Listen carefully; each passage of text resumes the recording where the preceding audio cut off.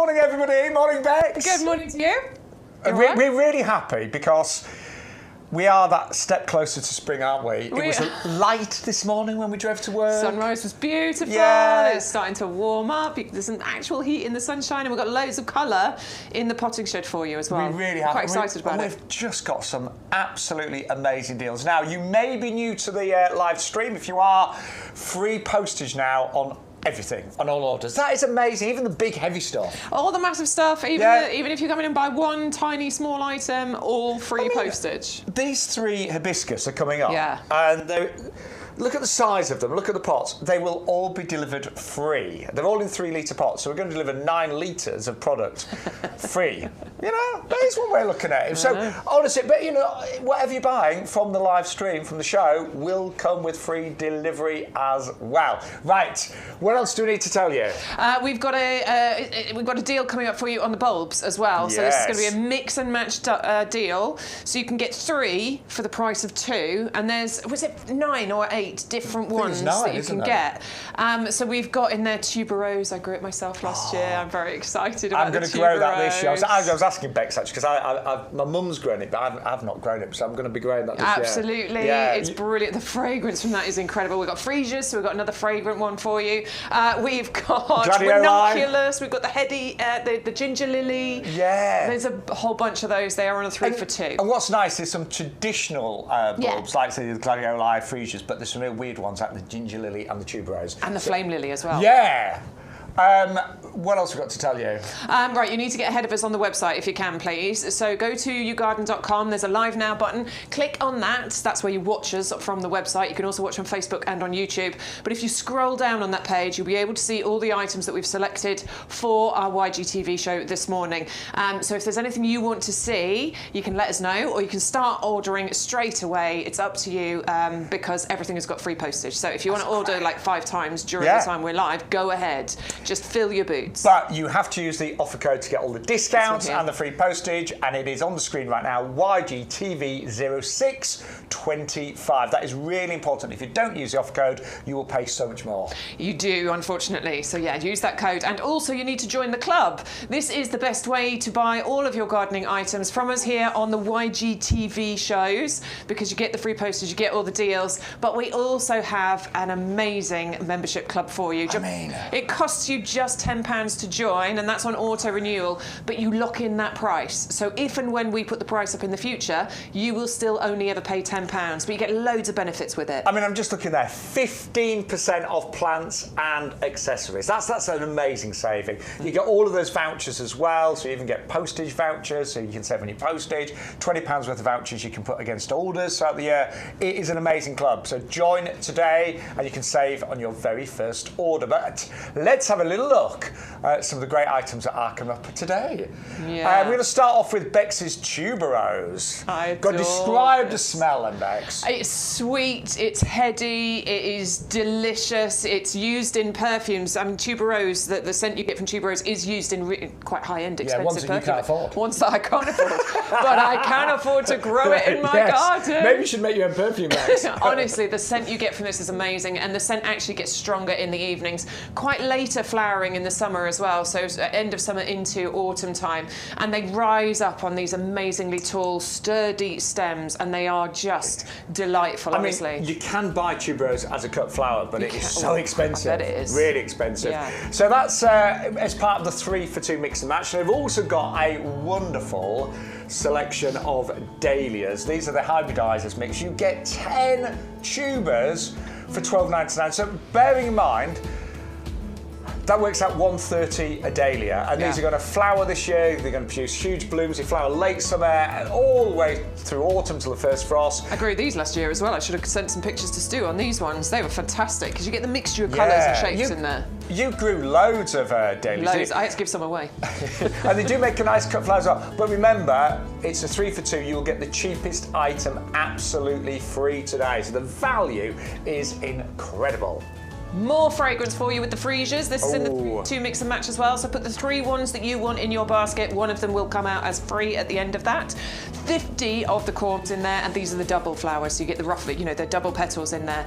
Loads of colours and beautiful fragrance. Yeah, they are stunning. Love them. And all 50 for $12.99. Again, postage included on everything today.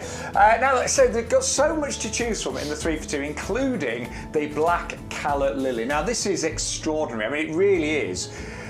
Quite often we say flowers are black, but they're not really. I would say this is as close to black as you could possibly get. Yes, in certain lights there's a slight hint of deep, rich purple, but they are very striking, very bold, and again, part of the 3 for 2 mix and match. I love the shape of a calla lily. I've got several in my garden. They are extraordinary. Now on to some purple art, Bex. Yeah, the Gladioli, I love these. Now these are sort of extra when it comes to Gladioli in your garden. If you've already got some Gladioli, you need to add these in because you get shades in here. You've got the purples, the mauves, the pinks, and it has this wonderful tie-dye effect with the way that the colours come out, rising up to about 1 metre in height. Absolutely stunning, opening from the base upwards, and they're perfect as cut flowers as well. I think they're really stylish. They are, aren't they? Very stylish. Very nice posh. twist on a kind of cottage, cottage garden, aren't yes. So I think you could actually have that. I mean, you're right. We think of Gladioli looking great in the cottage garden, but I think you could make those look really modern. Absolutely. 630 388 for the Gladioli purple art. Or Ranunculus, your mum's favourite. Yeah, my mum absolutely loves these. Now, I'll be honest, my mum's only ever bought them as a plant already in a pot. Right. And they're normally, I would say, at least a couple of pounds each, but they're so easy to grow from a bulb, and you get 75. And they flower and flower for such a long period, but I love the shape of the flower. They're so full, aren't they? Yeah, so petalicious. Petalicious, definitely. It's those layers, isn't it, of petals. Almost got a rose-like look to some of them once they get going as well. I always think like a cross between a rose and a peony. Yeah, definitely. Yeah. And lots of lovely colours on that one as well. 630 389. Now you're going to give this a go this year, aren't you? Yeah, so I'm currently setting up a tropical area in my garden. I want it to look like I'm in some fabulous country abroad. Now, I've got my eye on these because I was looking online, Bex. I know you grew them last year, didn't you? I planted them last year, yes. I got loads of growth from it. Unfortunately, I didn't get the flowers. I think I've got it in a slightly too shady position, and obviously having clay soil, it just slows the growth rate down a bit. But I'm very hopeful mine will come out this year. We'll see. Hopefully yours will flower this year, but try and put them in the sunniest spot possible, nice, well-drained soil. But they can grow to a metre and a half, and the foliage is amazing. It's like a bit like a banana plant, so big leaves, but truly tropical, but you can successfully grow them in the UK. I follow a gardener who lives in Yorkshire, because I'm a Yorkshire lad myself, and he's got loads of these grown in Yorkshire. They're very stunning, aren't they? I love those. Now, something you grew. I did manage this one, yeah, absolutely. And I know a lot of you viewers, you all did this as well. But if you've never grown flame lily, now's the time. Very simple to do. I certainly found it. So you're going to get 3 tubers. They need some protection from frost. So start these off indoors, get them planted now. You'll start seeing those shoots. They're perfect to grow in our tower pots, which I believe we have on our live show today. This is Grimmie's, isn't it? Yeah, it is Grimmie's. Oh, Dingo, sorry. You're leading me astray, I was leading you astray. Sorry, it's Dingo's bar, of course it is. Yeah, Dingo's results. Real customer results here. He planted these last year, and these are the results that he got from them. They look amazing. They're so tropical looking, aren't they? So they do need that extra bit of winter protection, but really well worth doing. They flower for ages. I mean, they're just extraordinary, aren't they? And again, part of the 3 for 2 mix and match. I mean, what a selection. And a final one included. We've got some really weird and wonderful ones. We have got our Narine hybridizers. I love these. I have got these. I grew these last year and the year before, actually. They came back beautifully.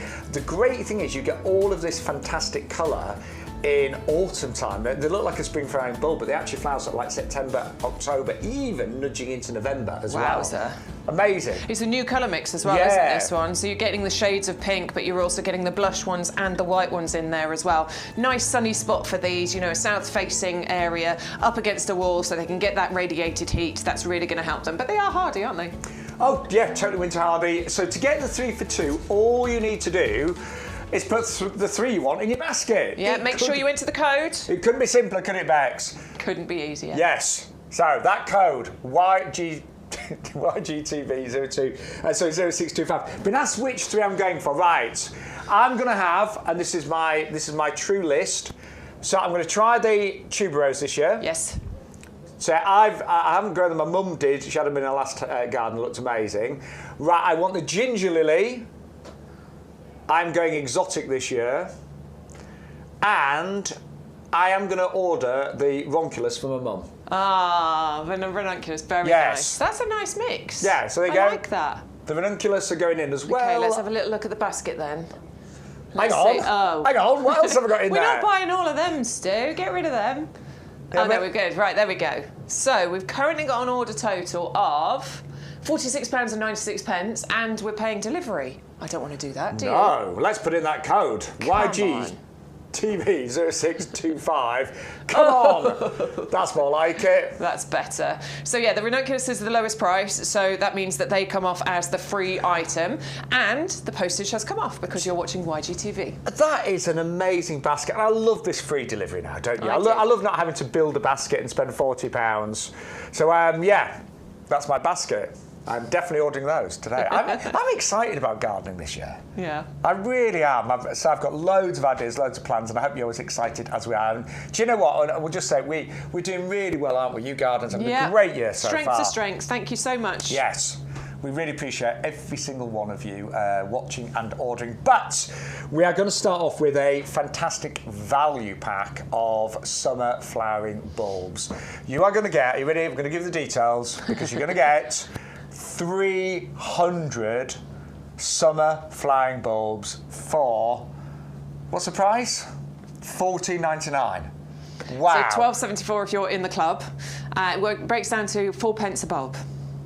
That's ridiculous. 4p per bulb, and you're getting 7 different varieties in here. And we're talking about months of flowering. We're talking about different heights, different colours, with fragrance, and they're winter hardy. They will naturalise. They will come back for you year after year. They can go into borders. They can go into pots. There's so many. And I'm things looking. in here. You know, we're talking probably May time, right the way through to September, October. Yeah. Yeah, it's maybe 6 months ago. And as Bex said, lots of different heights, lots of different fragrances. And if you're thinking 300 bulbs is too much to plant, it really isn't. You know, beds, borders, pots, containers.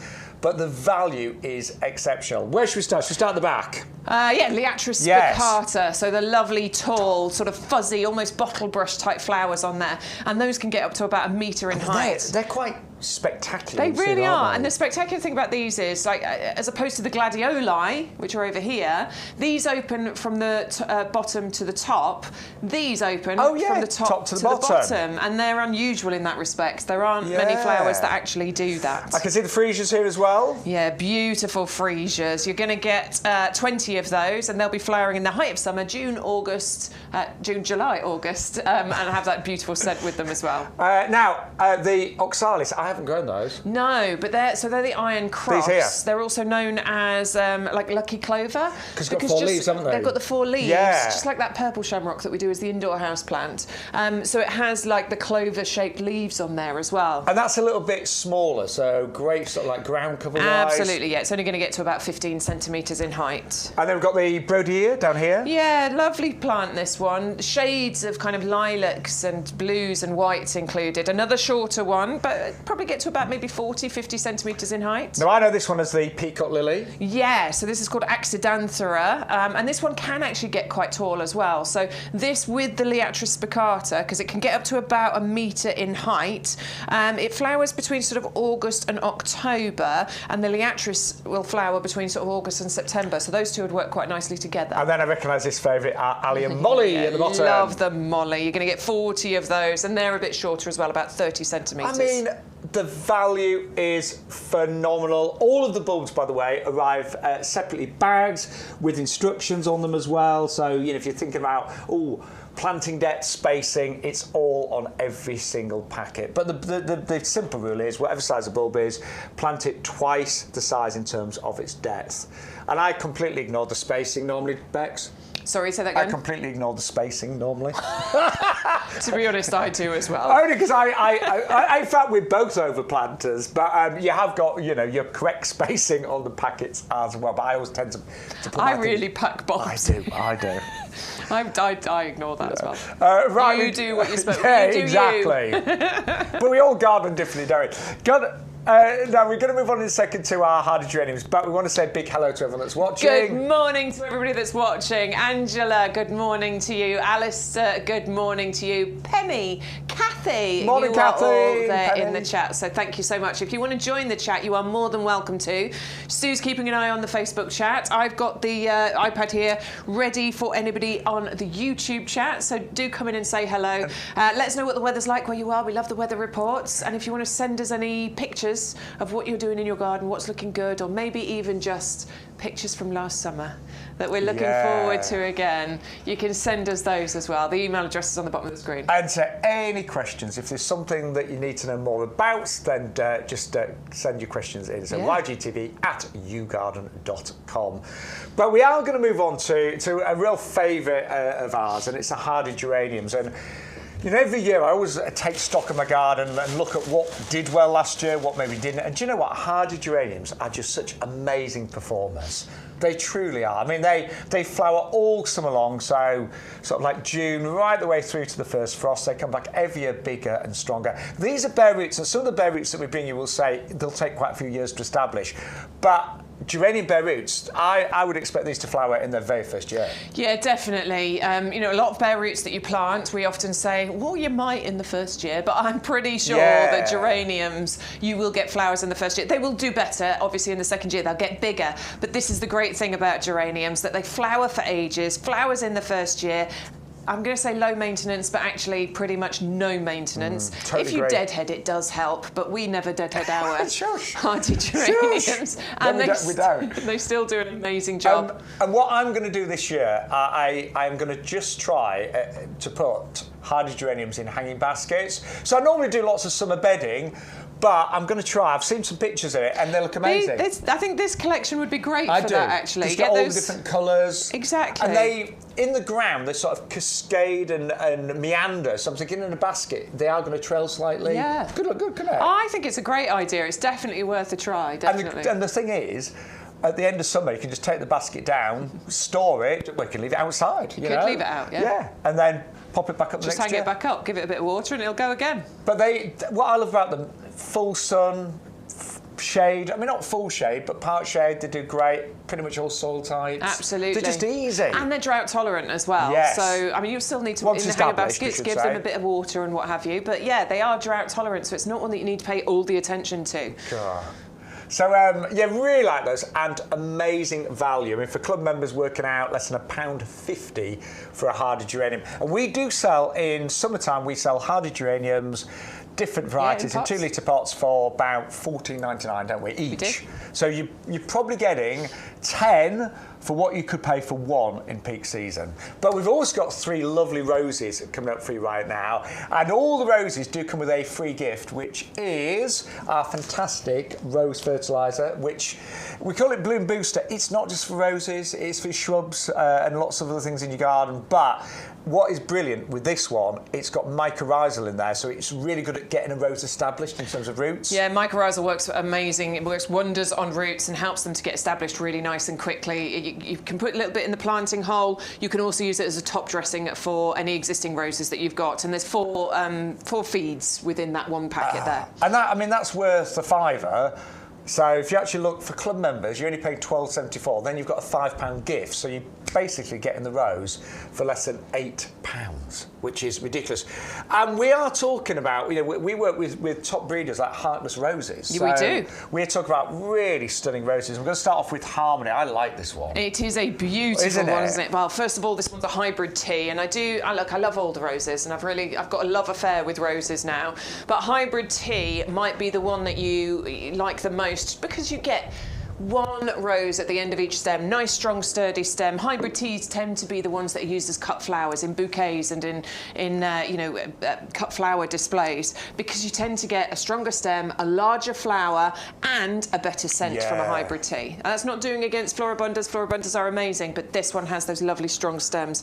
Buttery yellow coloured blooms that will fade to a cream colour as they age, and it has this glorious rich green foliage, which is the perfect backdrop for those flowers. And to me, that is a classic rose. That it is. You know, slightly pointy shape in the middle as it's just opening, and then it just gets, so that as it opens up, it gets that lovely, more relaxed look, and as Bex was saying, changes colour as well. Absolutely stunning. And that, with your, say, free gift today, just works out amazing value. And again, with roses as bare roots, they will flower in their very first year. They really will, you know. They really do. You know, it's so easy as well to plant them. We'll go through planting, if you like, in a little while. It's very, very simple. It really is. But with all bare roots, we always say try and plant them as soon as you can. Give them the good water with roses, put them in a bucket of water overnight, then plant them the next day if you possibly can. Yep. Now, we have got a climbing rose for you now called New Dawn. One of the most beautiful, isn't it? I do adore this one. Now, climbing rose is on my list of must-haves in my next garden. I've got several roses, but I haven't got a climbing rose yet. And I think New Dawn might be on the list when I do get that new garden. I mean, it's just beautiful. It's an award-winning rose as well. It's got world's favourite rose in 1977, and over however many years later that is, 40 years, nearly. It's still an absolute firm favourite. It's got the Royal Horticultural Society Award of Garden Merit as well, so definite proven performer. And the scent that you get from this one is beautiful too. They're all bred to be strong, disease resistant, reliable, and very, very easy to care and look after. And I'm just thinking, if you've got that lovely archway, one of those at either side. Oh, yes. Well, this is real customer results we're seeing here, by the way. So some of our viewers, Lisa and Michael, sent us this picture, and they're not far from us, actually. They're just down the road. Now, that's exactly what I'd imagine. I mean, that's the garden we all want, isn't it? A lovely walled garden, that lavender pathway, that archway with the New Dawn climbing over it. That is perfection, isn't it? I mean, that's a picture from Country and Garden magazine, it right is, there, isn't it? Yeah. Well done. I pride myself in my garden, but it doesn't quite look like that one. But that's what I want in my garden. And say you've got free delivery as well, and you will get your free gift. So that is an absolute beauty, known as Climbing New Dawn. Stunner. And then our final one is a very special rose known as the Remembrance Rose. And again, bred by Harkness, this one. Yeah, Remembrance Rose. Obviously, it's got that wonderful red colour. It's kind of evocative of the Flanders poppy colour, which is why it's sort of been given this name. It was actually launched at Chelsea in like 1992. And is named for Remembrance too. It is a beautiful one. It grows to about 3 feet in height, couple of feet spread here. You could grow this in a pot if you wanted to, because it is slightly more compact. And it's actually been planted, hasn't it, across like continental war graves, because it's got that nice compact habit. It's not going to obscure the tombstones and things. Headstones, that's the word I need. It has got... It's got so much meaning and significance behind it, but it is a stunning, stunning rose. And it is a bush rose. You get lots of roses. And they do repeat flower. And Harkness roses, by the way, we've got lots of Harkness roses on the YouGarden website. They have been breeding roses for 145 years. They've won 25 gold awards at Chelsea. They've not used pesticides since the mid-90s. Yeah, and it's all about making sure that the roses are as disease resistant as they can possibly be, and that is naturally disease resistant. So it's only the best roses, that get through those, their growing trials, because they don't use those pesticides. Do you like my new glass, by the way, Bex? I'm quite impressed with that. I love it. I got it from my nieces last year, actually. It's quite sweet. So go for the roses today, because you will get your free gift. And actually, now is the perfect time to plant bare root roses. Yeah, we are still in bare root planting season, and we will be for a good month, actually 2 months. So we've still got loads of time to plant out bare roots. So if you want to go for any of those, amazing price, $12.74. And don't forget the bulbs, 3 for 2. You can mix and match. You get the cheapest absolutely free. Let's just quickly run through the varieties. So Tuberose, the Pearl, 10 bulbs, $14.99, $12.74. I'm growing this year. Bex grew them last year. Fragrance, absolutely amazing, outstanding. Then we've got the Dahlias. Now, these are one of our real amazing value packs. They're the hybridizers. You get 10 tubers, $630.005.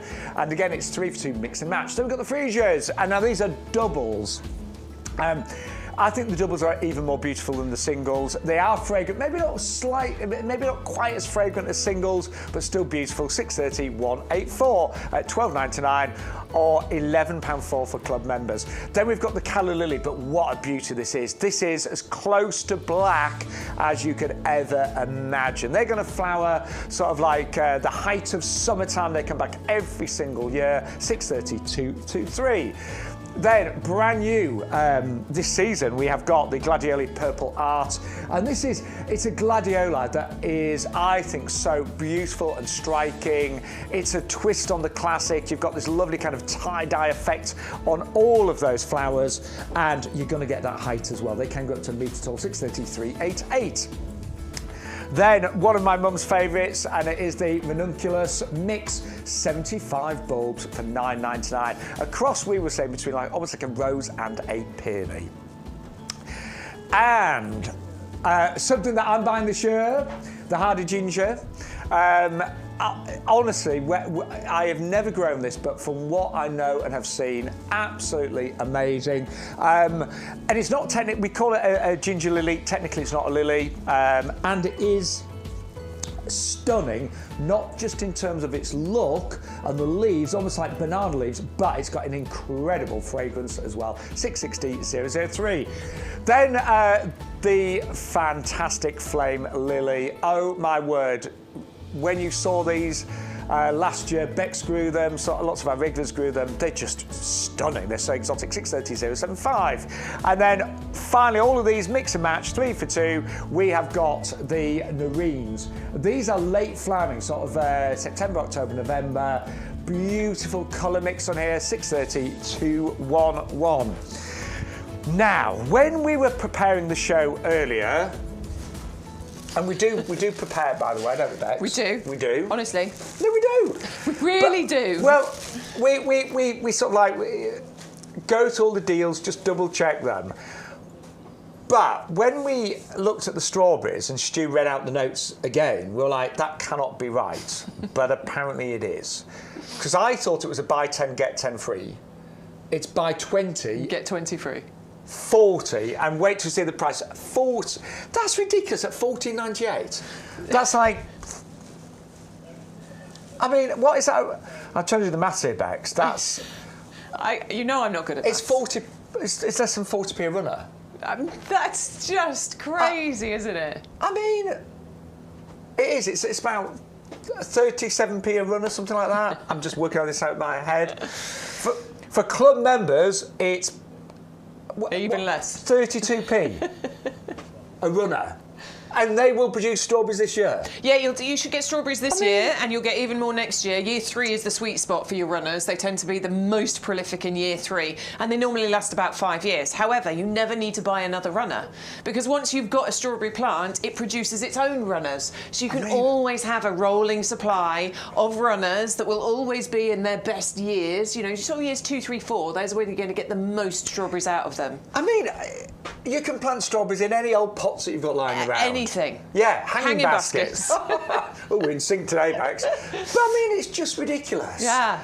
And this particular variety is one of the sweetest and tastiest. It's a of all the strawberries we bring you, I'm going to say I think this has got the best taste. Yeah, Cambridge favourite. I mean, it's a favourite for a reason. It's a mid-cropping variety, so this just when Wimbledon is happening, June, July time, when we all, you know, there's always, isn't there, the statistics that come out at that time of year when Wimbledon's on, like how many strawberries are sold at the supermarkets, because we all want strawberries and cream at that point in time. That's when these will be cropping for you. And you'll be able to go and pick your own strawberries. I love it. It's one of my favourite things to grow in the garden. I just adore growing strawberries. Kids love them as well. Yeah. So, I mean, look, the value, we think they're going to fly.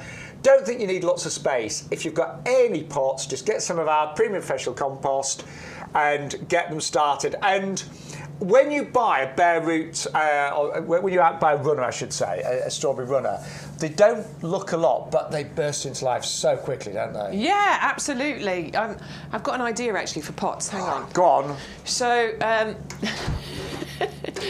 what about? Be honest, Bex. Go on. Go on. Stu said, Bex, go and grab the Durham planters. And then he said in my ear, oh yeah, pretend it's your idea. Hey, listen. All right. It's a great idea. I was trying not to break the fourth wall. But, you know, let's carry on. We would have thought of this, Bex. We would have, yeah, eventually. we were just one step behind. You could actually plant, I mean, how many would you plant in that? I'd probably go for 3. 3 in each. Maybe Well, 4. 3 runners? 3 runners. I think 3 would be enough. You overplant everything though, don't you? Well, I was thinking 5, I'll be honest, because I think they're quite deep and wide. I think first year you'd be fine. Yeah. I think then, later years, you'd probably want to separate them out. I agree. Yeah. So first year you could go 5 in each, absolutely happily. But any old pots you've got, you can put your strawberries in them. I've even seen strawberries grown in Wellington boots and things like that. Now I want to say hello to Simon, who's joined us on YouTube. He's got the Calicarpa. Oh, is that Simon who said that? I saw that note. And the 300 bulbs. Oh yes, it was. Calicarpa 300 bulbs out for delivery today. So excited. Those you bulbs will are be pleased amazing. with those. Yeah, definitely, Yeah. Simon. Well done. Oh, good morning to Olwyn. Good morning to Morning, Alistair. Olwyn. Good morning to Angela, who's all. Oh, and Neil, who's joined the chat as Hello, well. Neil. Elaine's not in. Where's Elaine? Where's Elaine this morning? She might be she's out. just busy. She might actually be out in the garden. She might be out in the garden, who knows? Hopefully she'll watch this back later. Good morning, Elaine, to you when you watch them back later. Oh, so hello to all of our regulars and, of course, some of the newbies watching us as well. And don't forget, free delivery on everything on the YGTV shows, on everything. And all you need to do to get all the discounts, all the savings and the free delivery is use the offer code YGTV0625. That is all you need to do. So, yes, Stu's just pointed out, he said some of our prices are the same on the website, but you pay postage on the website, not if you use our offer code, which is brilliant. Yeah. And if you're not a club member, join today because you will save a fortune over the next 12 months. I've got a big order to place. I keep saying it over the last couple of weeks. I want to buy this, I want to buy this. I haven't placed an order yet. And so the next order I place, because I'm saving it up, it's going to be a big one. Do you know what I'm annoyed about? I've got a voucher to use because you get 4 £5 vouchers. I don't know where I've put it. Oh, but do you know what? It's on your account. You can find it is. And I'm Yes. sure customer services would be able to help you out with that anyway. So don't, you know. Yes, you're right. Don't worry. Because I know too I've got much. one to use. I'm like, and I know I put it somewhere safe. Yeah, no, they can be used. But you've got to use it before the expiry date. That's the other thing to remember. Yes. Because they do have. You can ignore the start date because you can use them all in one day if you want to. But each voucher does have an expiry date, so you need to pay attention to that one. God. But you can only use 1 per order. Yes. But they're brilliant. It's like getting free cash, really. It really is. Love it. Right, I'm going to move on to the Rudbeckia Goldsturm, which is an absolute favourite. A favourite of ours, a favourite of yours. And you are getting 3 in the 9cm pots for just £14.97. Club members, your yellow price on the screen there is just £12.72. Now, an absolute favourite, and I think one of the things that you mentioned about these last year in your garden is that the flowers lasted ages, didn't they? Oh, such a long time. I mean, in a good way. That sounded like I was annoyed, didn't it? So Sorry. you didn't get bored of it, did you, Bex? I didn't mean to. So that's it, as they were starting to come out, look, and you can see they're opening up. I think this is year 2, actually.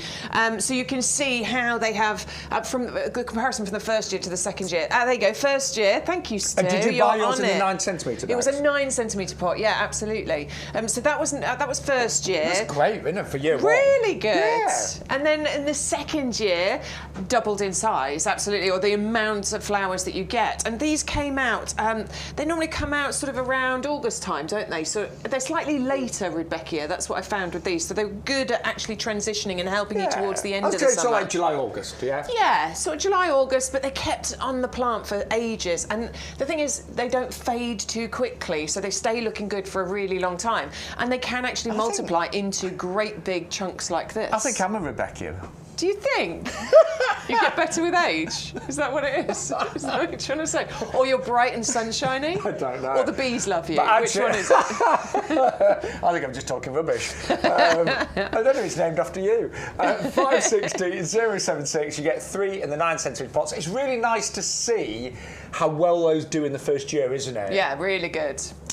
You know, because I know, yeah, Stuart just said some people go from seed, but you're waiting a lot longer then for them to be established. They're already established in the 9 centimetre pots, bursting into life and flower this year. Yeah, I mean, they are herbaceous. They do disappear. I mean, I left all the flowers on and there was a little bit left over winter time, but they do die back down. I'll go out and I'll prune back the bits that have been left, and they just come up every single year. They're so reliable, amazing. So beautiful. And I always think you really want, I mean, I love my summer bedding, but you really want those reliable perennials that just come back every year, bigger and better.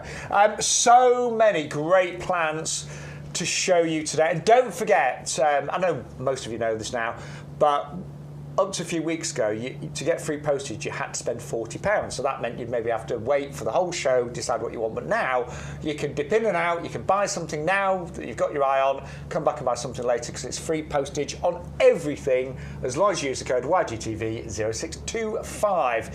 But we're going to move on to a favourite of mine, Niphophia, Red Hot Poker.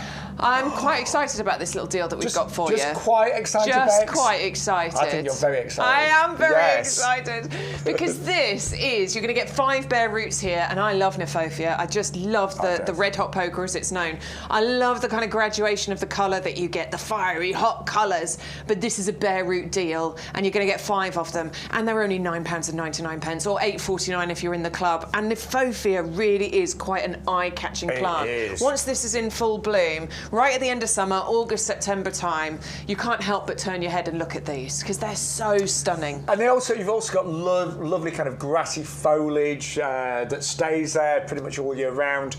And I love the different colours that you get with the Red Hot Poker. You know, these are really like oranges and yellows, but it's the first time we've brought them as bare roots. We normally do them as pots, potted plants, I should say, a lot more expensive. We are bringing them as bare roots. And do you know, Bex and I, we love bare roots more and more because actually planting a bare root is better for the carbon footprint. Because you imagine it, lots of big pots on lorries being transported across the UK compared to bare roots. So the carbon footprint is generally better. But also, a bare root tends to establish itself so much better. Sometimes if you buy a plant in peak season in a pot that's growing really well, when you put it in the ground, sometimes it goes into shock. Whereas when you actually plant from a bare root, it has all of that time to properly establish itself. So I love bare roots, but to get 5 saves you a fortune as well. It really does. It's the little secret that we bring you at YouGarden. Buy the bare roots. It's the best way to get great value for money. Pollinators flock to this as well, by the way. They absolutely adore it. It's pollen laden, so you're going to bring all of those beneficial pollinators into your garden. They're going to thrive in the sort of hot, drier areas in your garden. That's where they want to be. Bright sunshine, because they're drought. Once they get established, you do need to water them well to get them established, but once they get established, they're quite drought tolerant too. I had them in my last garden. They were just so carefree, actually. Yeah, easy. Really well. I'm just thinking, so I'm planning in my Mediterranean area. That with the ginger lily. Yeah, definitely. Wouldn't that look great? Amazing, because they can get tall. They can get to 1 metre in height. That's flat out, but you've got the grassy foliage at the base. So I think those surrounding the ginger lily would look really good. It would look really good, wouldn't it? Yeah. And what I used to do is I'd chop the foliage back. It does get, by the end of the winter, it's a bit straggly. I'd chop mine right down, and you get all the new growth. I can't wait to get a new garden because I want to do what you do because you've got your different areas in your garden. At the moment, I've got a very lovely, family garden, and it's beautiful. But I want to get a slightly larger so I can have zones. I can have my tropical bit and I can have my raised beds for my grow your own. That's nice, isn't it? That's what I love. I love different areas. Yeah. But I'm lucky I've got a big garden. So, but you don't have to. I'm working on it. Even if you've got a small garden, you can still have little areas. Yeah, but absolutely. It can be done. Love those. Great value. And you are getting all 5. Now, We have got Gladioli for you right now, but wow, we are talking 100 bulbs for £12.73. You imagine, because these do look great in clumps. I always think a single Gladioli looks wrong to me. Yeah. You want them planted random, in isn't it? 5s or 7s or or 10s even. But when you've got 100, you could actually probably get enough here for lots of cut flowers. Loads, yeah, totally. Because you're going to plant these in clumps. I mean, sort of 10s and 12s or something like that as bulbs planted together in those clumps. Even more you could do, but that means you're going to get several clumps of those flowers. So some can be left in the garden for you to enjoy where they are, and the others could be planted for you to be able to cut and bring them indoors for your cut flowers. And they're really long-lasting as cut flowers as well. In vases, these do actually last quite a few weeks. They're a beautiful cut flower. No, absolutely stunning. And I love the colour range that we get in there as well. We describe it on the website. I like this description: a sweet shop confection of colours. We do. And I love that description because it's quite evocative, isn't it? It's a beautiful colour mix. Now, I was thinking with Gladioli, you want to protect them a little bit from frost. Yeah, so, but a good layer of mulch would do the job, wouldn't it? We brought you the bark mulch, we bring you strulch as well, and that will do the job quite happily. But you don't, with bare roots, we always say plant as soon as you get them, but with bulbs, you can, as long as you store them in a cool, dark place, you can, you don't have to plant them straight away. No, you don't, but you want to get those planted so that, to be honest, you'll still get the displays, but in June, July, August, somewhere between those months, that's when those will start to sprout and grow for you. Don't they look great? And again, all the planting instructions are on there as well. Hang on, let me just... What are you looking at? Planting instructions? Can you read it? Do you need your glasses? No. Do you know what? Right, I'll be honest, right? Yeah, I do need my glasses. We both do. So I'm looking at the bag, right? I'm just going to be honest with you, right? So I'm looking at the bag thinking, that's wrong. Because it said height-wise, I'm thinking... That is completely wrong. So I thought it said on the back 2 to 4 inches. I'm like, they get taller than that. But anyway, it's actually 2 to 4 feet. It's got on there. I couldn't see. So there's only 1 dash rather than 2. So yeah, because I'm thinking, what do you mean 2 to 4 inches? But yeah, 2 to 4 feet. That's more like it. That is more like it. Absolutely. So in metric we say up to about 1 metre. Yeah. I do need glasses. You've got contacts, haven't you? No, I can't wear contacts. So how come you? I can't really see. I have to do this to be able to see properly. My arms are soon getting to the point where they're not quite long enough. Because you can't see the screen. I struggle. Yeah. So it used to be that I could see close up quite happily. I needed my glasses for distance, but now because I'm older, I can't see either. See, I'm all right with the screen. I can see everything on that. We should just stop being so vain, both of us, and just wear glasses. Yeah, too right. Hey! I can see these, right? Shaun brought these into the potting shed this morning. It was one of the first things he said. He was like, hey, these hellebores are looking amazing. Right, look at them. And they are looking amazing. I'll be honest, I did not expect them to be so big. These are definitely going in my basket. Only because they're in 9cm pots. And Craig, you don't get to see Craig. He doesn't want to be seen on camera. But Craig, he brings all the plants to us from the nursery, but he doesn't bring he will never just pick the best. There's no point. We don't want you to see something looking great on the show, then what you get is something that's half the size. So these are very representative of what these hellebores look like right now, and they're big. I mean, they're big. Loads of growth. You've got flowers. There's buds on there as well. This one's the double Ellen red, and I really like the colour of this. It's very classy, isn't it? That colour. You can create a drift of colour, and it will be the welcome colour, particularly because of the time that they are flowering. It's February the 6th today, whatever date it is. We're early February, and this is in bloom for you. So February, depth of winter, probably the worst month. We often think of February as January and February being horrendous months. You will create a drift of this colour in this month, and it will last through to March and into April as well. And I love the kind of creamy white centre. Yeah, it's lovely. And they are doubles, so full, beautiful flowers. And I mean, a lot of you will maybe already have white hellebores. I mean, we sold lots of the Christmas rose, didn't we? We did, yeah. Which is that lovely white one that goes to kind of like a greeny shade as it ages. These would look beautiful next to those. And I love the fact that hellebores fly in the depths of winter, but also they're great in that slightly shady spot. I've got mine under my eucalyptus tree, and they do great there. They absolutely thrive in the lower light and shadier spots. Yeah. So under trees, around shrubs, in that sort of dappled shade, shadier spots, that's where you're going to get the best displays, and they multiply over the years. They don't do it too fast, No. but they will multiply over the years. And when they pop their little heads up, I say little. No, these are big. Yeah, look. They're not little at all. They're really But big. once they pop their heads up, they really are a sight. And they do sometimes self-seed quite easily as well. They So if do. you see like little plants that look like mini hellebores next to yours, chances are they're self-seeded. But the value on those today, I mean, club members, you're getting those for less than £5 each. And, you know, a very...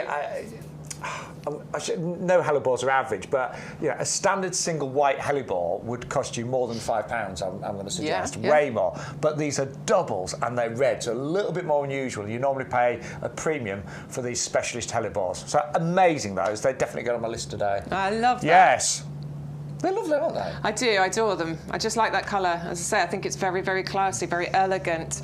Hellebores I do find very elegant anyway. Well, if you want to go for those, don't forget, all you need to do is put them in your basket and use our offer code YGTV0625. Let's remind you of everything we've seen on our favourites table today. So we started off with the Gladioli. 100 of these bulbs for just $14.98, $12.73 for all of you 45,000 club members. Then we brought you the Nephofia, the red hot poker. First time we've done this bare roots, so far better value, easy to establish, and $8.49 is your club price on that one, $5.80.067, and you just get these wonderful. I mean, I love the name Red Hot Poker because they are a blaze of colour, aren't they? Absolutely fabulous. Then we have got for you the Rudbeckia Goldsturm, a real favourite. So flowers late summertime. Pollinators love it. The colour is sensational. Big flowers that last for several weeks. $5.60.076. And then don't forget the most ridiculous deal that we've had on the Strawberry Cambridge favourite.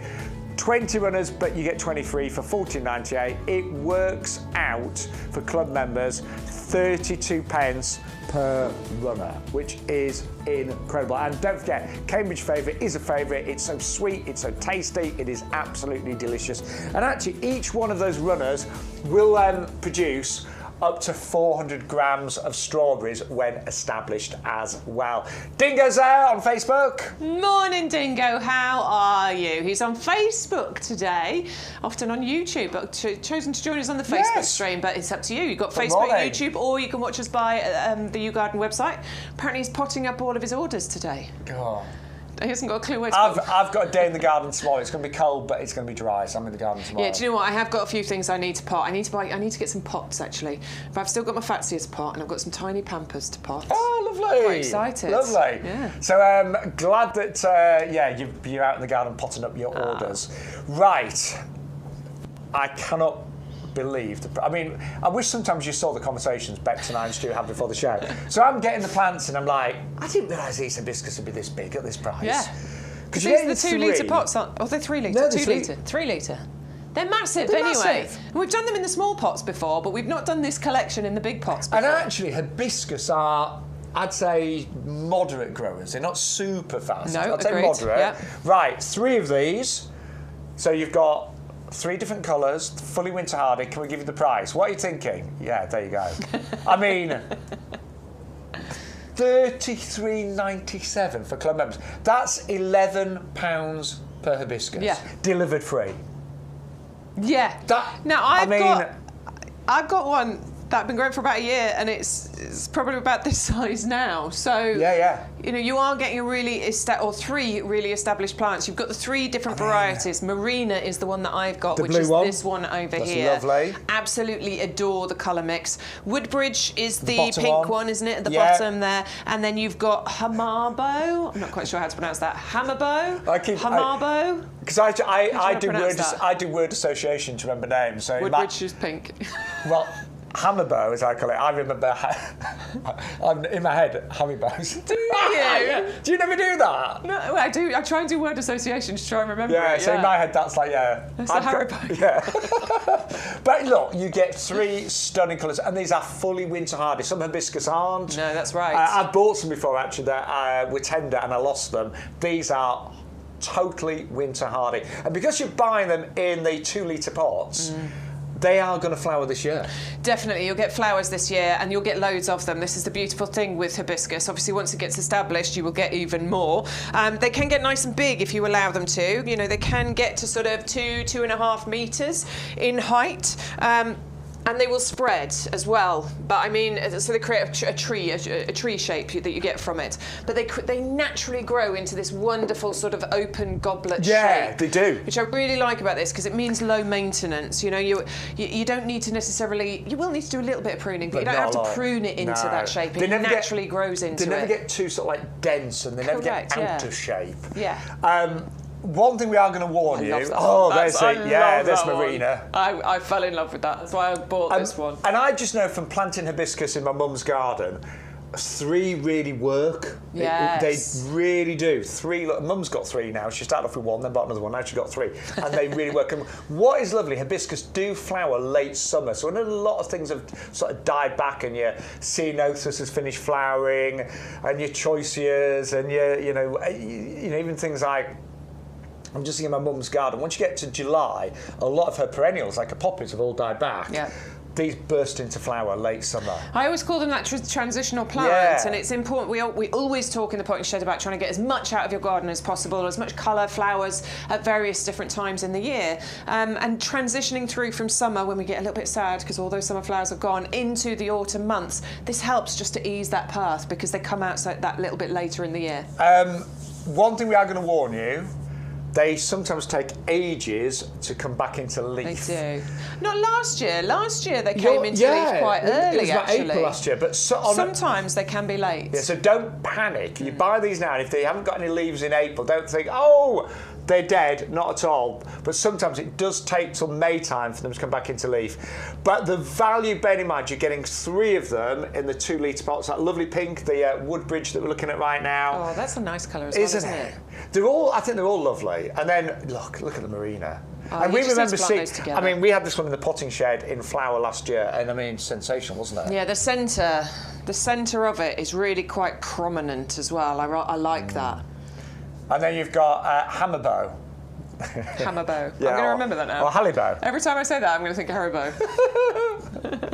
One of my favourite sweets. So there's a Hammerbow. So you get a lot. The value is incredible. They're delivered free. I mean, normally you'd be paying at least $6.99 postage. Use that off code YGTV0625. And you will get free delivery, and you also don't forget club members. You get that for £33.97. They're not going to need repotting straight away. They're already in 2-litre pots, so don't think you've got to, put them in pots or the beds and borders. You don't. No, they can. I mean, I've got several plants. As I say, you just don't need to plant them out straight away. Honestly, no. If you didn't buy them, they'd be sitting in these pots at the nursery. So you don't have to do it straight away. I think that's amazing. I really do. Right. Compost price, is that correct? Is it correct? Well, only because, right. Okay, sorry, we were having a conversation with. The price went down. That's all. I mean, is it going to go back up? But apparently, it's not at the moment. At the moment. So that's what we don't. Okay. But it's got to go back up at some point because it's gone down. It went up in December. What goes up must come down. Now it's come back down again. And what goes down must... Anyway. I'm sure it's going to have to go anyway. Anyway, we don't care because it's still at the lower price than it was. There you go, $21.23 for club members. So it's time to stock up, isn't it? We all need to make sure that we've got enough compost over the next few weeks in order to do the jobs that we're going to have to do. We do a bit of gardening all year round, but we're reaching the point where we're going to get to that really busy time where we're going to need a lot of compost. So I'd love you to stock up whilst we've still got this price. And our compost... truly the best product you could ever buy from YouGarden. We have sold millions of litres over many, many years. We actually, I mean, on the nursery, we've got an 11-acre nursery here. We've also got a second site. Anything that we grow, so we'll pot up a lot of bare root roses. We will pot up a lot of bare root hydrangeas this year, but all of our hanging baskets as well, grown in this compost. So the bottom line is, it is the best compost. Why would we grow all our plants in it if it wasn't? We'd be growing them in something else. And the reason being is the incredible mix of ingredients. Now, Bex is showing you the texture of this. I mean, so many times you will open up a bag of compost and if it's not ours, it will have lumps and chunks in it, twigs. Look at this, it's so even, isn't it? It's really nice and even, and that's what I actually really enjoy about this. Having opened plenty of other inferior bags of compost in the past, when I open a bag of this and it's that lovely, well composted, fine texture, that makes me super happy, because I know that no matter what I plant, seeds through to trees, or all the things in between, little tiny plug plants, great big shrubs, they're going to be super happy in here. Not just because of the texture, but because of the fantastic ingredients. Yeah, and it means that you know, those roots will find their way to that compost. They will. I mean, somebody asked me the other day, do I use seed compost? And I was like, no, I don't. Because you know, there are so many composts that you can buy. You can buy a seed compost, you can buy a houseplant compost, but actually our compost is pretty much ideal for everything apart from acid-loving plants. It's clever marketing. You know, when you go down the aisle in the supermarket and you've got all the different cleaning products and they're all basically the same, it's to get you to buy lots and lots of different ones. I used to do this a lot because I used to demonstrate cleaning products. Like, why do you need a separate bathroom cleaner to kitchen cleaner? They both do exactly the same job. You know, you still, I'm not being funny, but in your kitchen bathroom, you've got taps, you've got tiles, and you've got sinks. They both do the same job. They both do the same job. So this compost is for pretty much everything. Anyway, we've got off on a slight tangent. Sorry, my apologies. 50% composted wood fibre, that gives it the most amazing texture.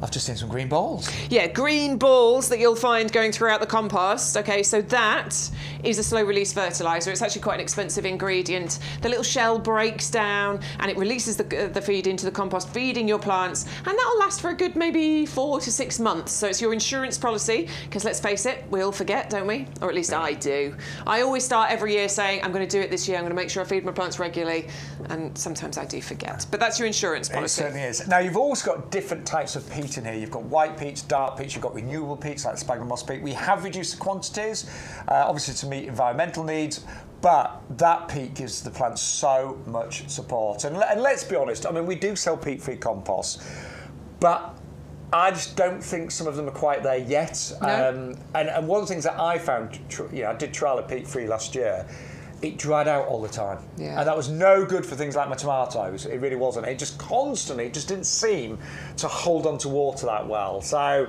you have got the different types of peat in here. And we don't get too sort of like political about it, but there are, when you look at where peat-free compost come from, coir is a massive ingredient in peat-free, and that comes as a byproduct of coconuts. We don't grow coconuts in the UK, so you've got to think about the carbon footprint of the coir. There's a lot to think about, and at the end of the day, you make your own decisions. Absolutely. There's options for you, so you make your own choice on that one. We just know that we've had amazing results from this one. Yes. Over many years of bringing it to you. It's pH balanced, so it's I often talk about it, it's just slightly left of neutral, and that means that it's perfect for the majority of things that you're going to plant in your garden. A few exceptions with ericaceous loving ones, but the majority of things you're going to plant in your garden are going to love living in this, and also houseplants as well. Yes. And there is a wetting agent. You forgot, didn't you? I was thinking, what have we covered? There's a wetting agent, which is actually one of the things I love about this. It's his favourite one. It is, because I make up a lot of hanging baskets, and the worst thing when a hanging basket dries out is watering it and all the water coming over the side. The wetting agent makes the water stick to the compost straight away. This is me in my greenhouse. I buy hundreds of litres of this. I mean, the whole of my pub garden, some of you know that me and my half run the village pub, and I mean, I just do the gardening really, but every single container is full of our premium vegetable compost. And I have to say, we're going to revisit hopefully in March time, and because we planted loads of bulbs. Stu was with me, But we're going to hopefully go back in March, and you will see how well everything has done.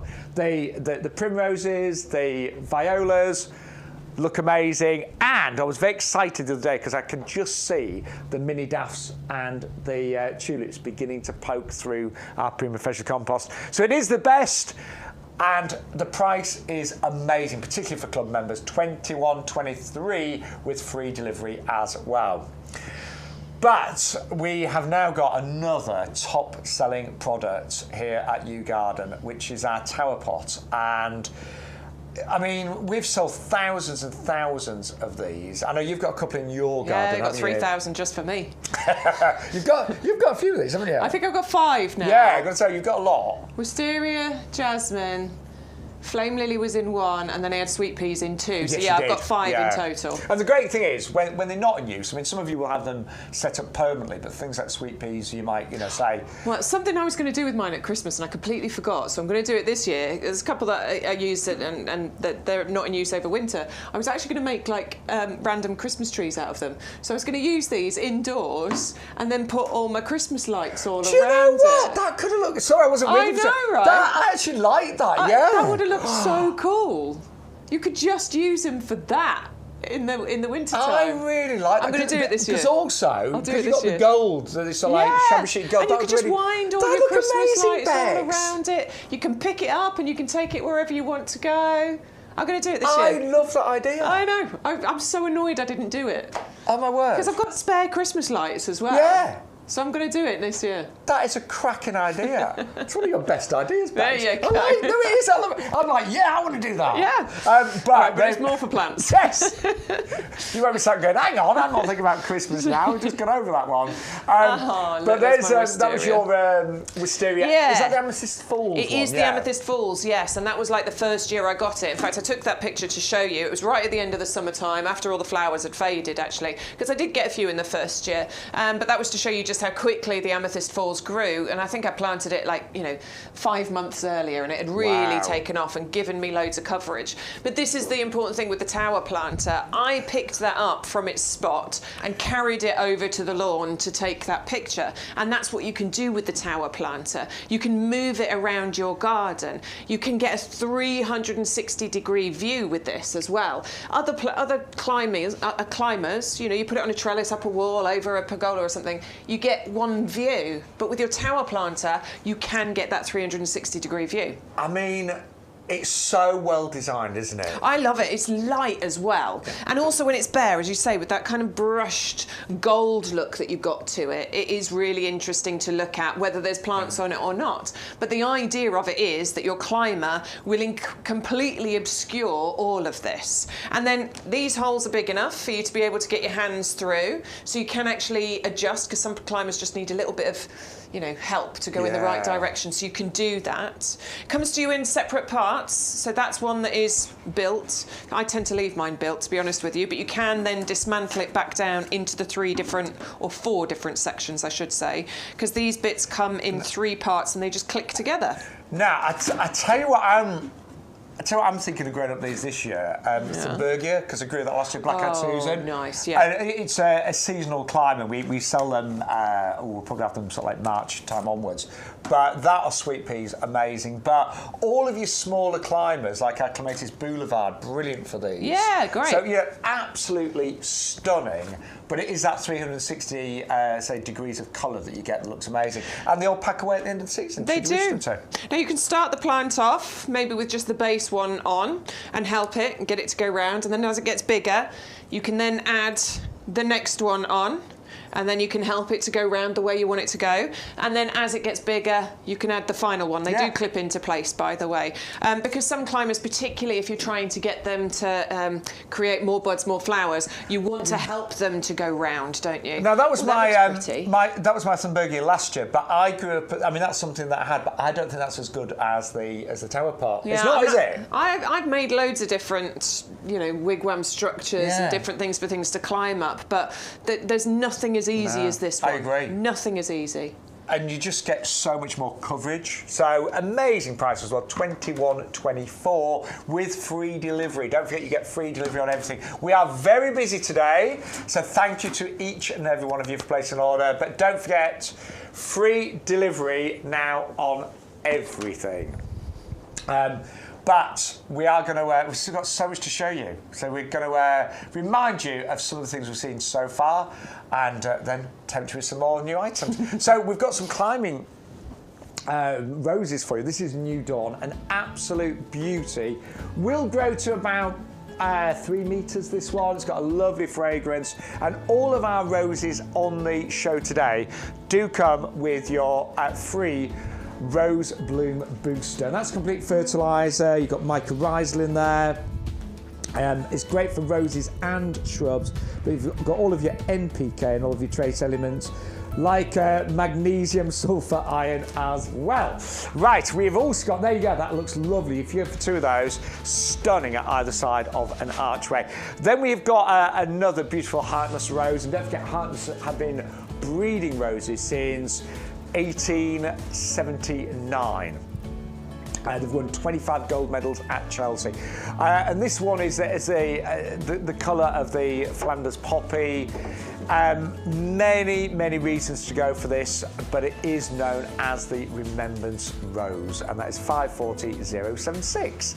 And then we have got the Harmony Rose. Now this is a hybrid tea, so you get big flowers on a single stem, beautifully fragrant, and I love the fact that it starts off as a lovely kind of classic pointy shaped rose, but as it opens it gets a little bit looser in terms of its form, and that lovely sharp yellow turns into the most amazing buttery creamy yellow. It's a stunner. It is a hybrid tea, so it's got great fragrance as well. 540285, and all of those are very disease resistant as well. That is lovely, isn't it? And we've also got for you, in terms of value, the 300 bulb collection. So you've got the peacock lily there, you have got allium molly, which will flower sort of, I'm just going to say Maytime, Brody ear, which is this stunning kind of blue-white mix there, a little bit more compact, freesias of course, gladioli. So lots of different fragrances, lots of different heights. Liatris spicata, they look really striking actually. They can go up to 1 metre in terms of height. And this is a brand new one in the collection. It's an Oxalis Iron Cross. And then of course the peacock lily as well. So you're going to get 300 that are going to flower all summer long from sort of like, I'm going to say May through to September, October time, and they'll naturalise and come back every single year. Now we've also got for you the hardy geranium. Now you get 10 of these bare roots. Cannot praise these enough. They are one of the easiest plants to grow. They're a perennial. These are not your bedding geraniums, these are perennials. They come back every single year. They've got a lovely kind of natural habitat. They meander, they spread, the pollinators love them, and they flower all summer long with minimum effort. They're what I call a crowd pleaser. And I'm going to try some this year in hanging baskets. Because I get sick of making up hanging baskets every year, so I'm thinking, right, put some hardy geraniums in. They do die down in winter, but then I could literally take the hanging baskets out in springtime and they're going to grow back every single year. Fully winter hardy as well, 580009. Lovely mix on those as well. Right, the most ridiculous deal with strawberries, and do you know what? It has gone crazy for these. We actually thought the deal was wrong, I'll be honest, because you get 20 runners, but then you get another 20 free. We do have a 10-pack available, but the best value is to go for these. And it works out for club members 32 pence a runner. So they'll fruit this year. You get modest crops in the first year, but when each one is established, year 2, year 3, each one can produce 400 grams of strawberries. That is incredible. And this variety is sweet, delicious, juicy. It is a Cambridge favourite. And do you know what? you can plant strawberries in anything really, any old pots, containers, hanging baskets. They are very easy to grow, and you're going to get 40 of those in total. Incredible value that will save you a fortune. And strawberries do produce runners, little baby plants that you can pot on, and that just means that you can have a supply of strawberries, hopefully for, well, potentially the rest of your life. 320003. Now, we also brought you the Rudbeckia. This is the Goldsturm, and the Goldsturm is a lovely variety. Yeah, I do call this Goldsturm, don't I, normally? We don't mind. But it's actually Goldsturm is the correct name. This particular type of Rudbeckia is a blaze of yellow. Flowers sort of late summertime. The flowers last for ages. The pollinators love them. And it is fully winter hardy and very easy to grow. Very easy indeed, actually. Would prefer a nice, bright, sunny spot, but it will cope with a little bit of shade. But ideally, you really want this in full sun to get the best colour and the best performance from it. 560076. Right, you've loved our Niphophia, the red hot poker. Now, this is... Oh, yes, Neil got these, didn't he? Yes. So these are... Look, the great thing is we're now selling Niphophia red hot poker as bare roots. This is what they produce, these big, tall stems that are a blaze of reds and yellows. They're fantastic. You do get really nice kind of grassy foliage that tends to be evergreen as well. And they're clump forming, they get bigger and stronger, but it makes sense, as I mentioned earlier, when you buy bare roots, it's better for the carbon footprint, but bare roots tend to establish themselves so much easier and better. 580067 for those, the Niphophia red hot poker.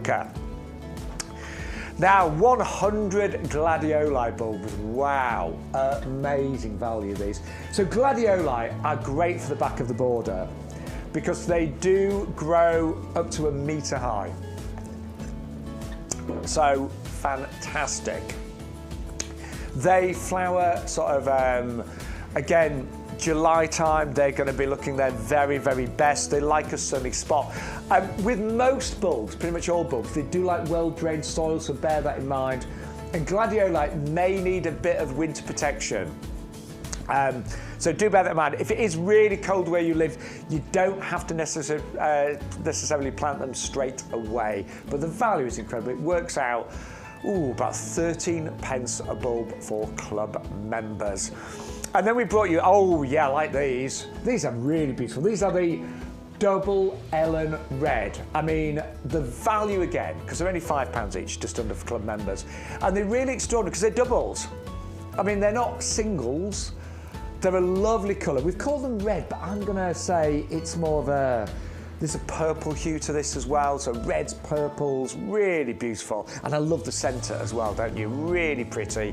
Great for a shady spot, great for winter colour, great for pots and containers, beds and borders, absolutely outstanding. And that's 56968 for just 1442. Right, I believe we had a question come in. Yeah, it's from Andy, Morning, and he's Andy. asked the question, good morning to you, is our compost good for roses? Yes. It really is. It's a very simple answer. And I'm going to say, I think roses, I think they struggle a little bit in peat-free sometimes. Yeah. Yeah, potentially. I mean, you know, this is if you grow them in pots.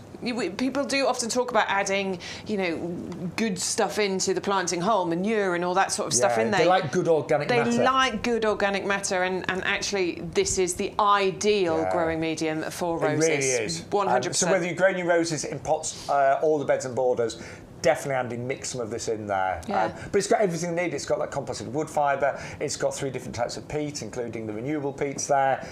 Slow-release fertiliser. I mean, there's everything. It has got everything. You can add a few things in there, like our root grow, for example, the mycorrhizal fungi that'll help to get the roots started. Then we've got our rose bloom booster. There's some other things you can add, but to be perfectly honest, you don't have to at all. It'll be fine on its own. Perfect compost for your roses. So thank you, Andy. Thank you for that question. Yeah. Anything else, just let us know. But for anyone that's new to YouGarden TV, maybe you're not a club member yet.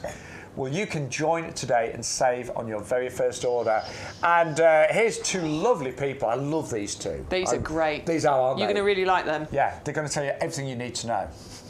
If you love your garden as much as we love ours, then why not join the YouGarden Discount Club? The club has been running for many years, and it's where thousands of our customers enjoy a whole host of benefits to ensure that they get the most out of their gardens for less. Now is a great time to join the YouGarden Discount Club, as the benefits have just got even better.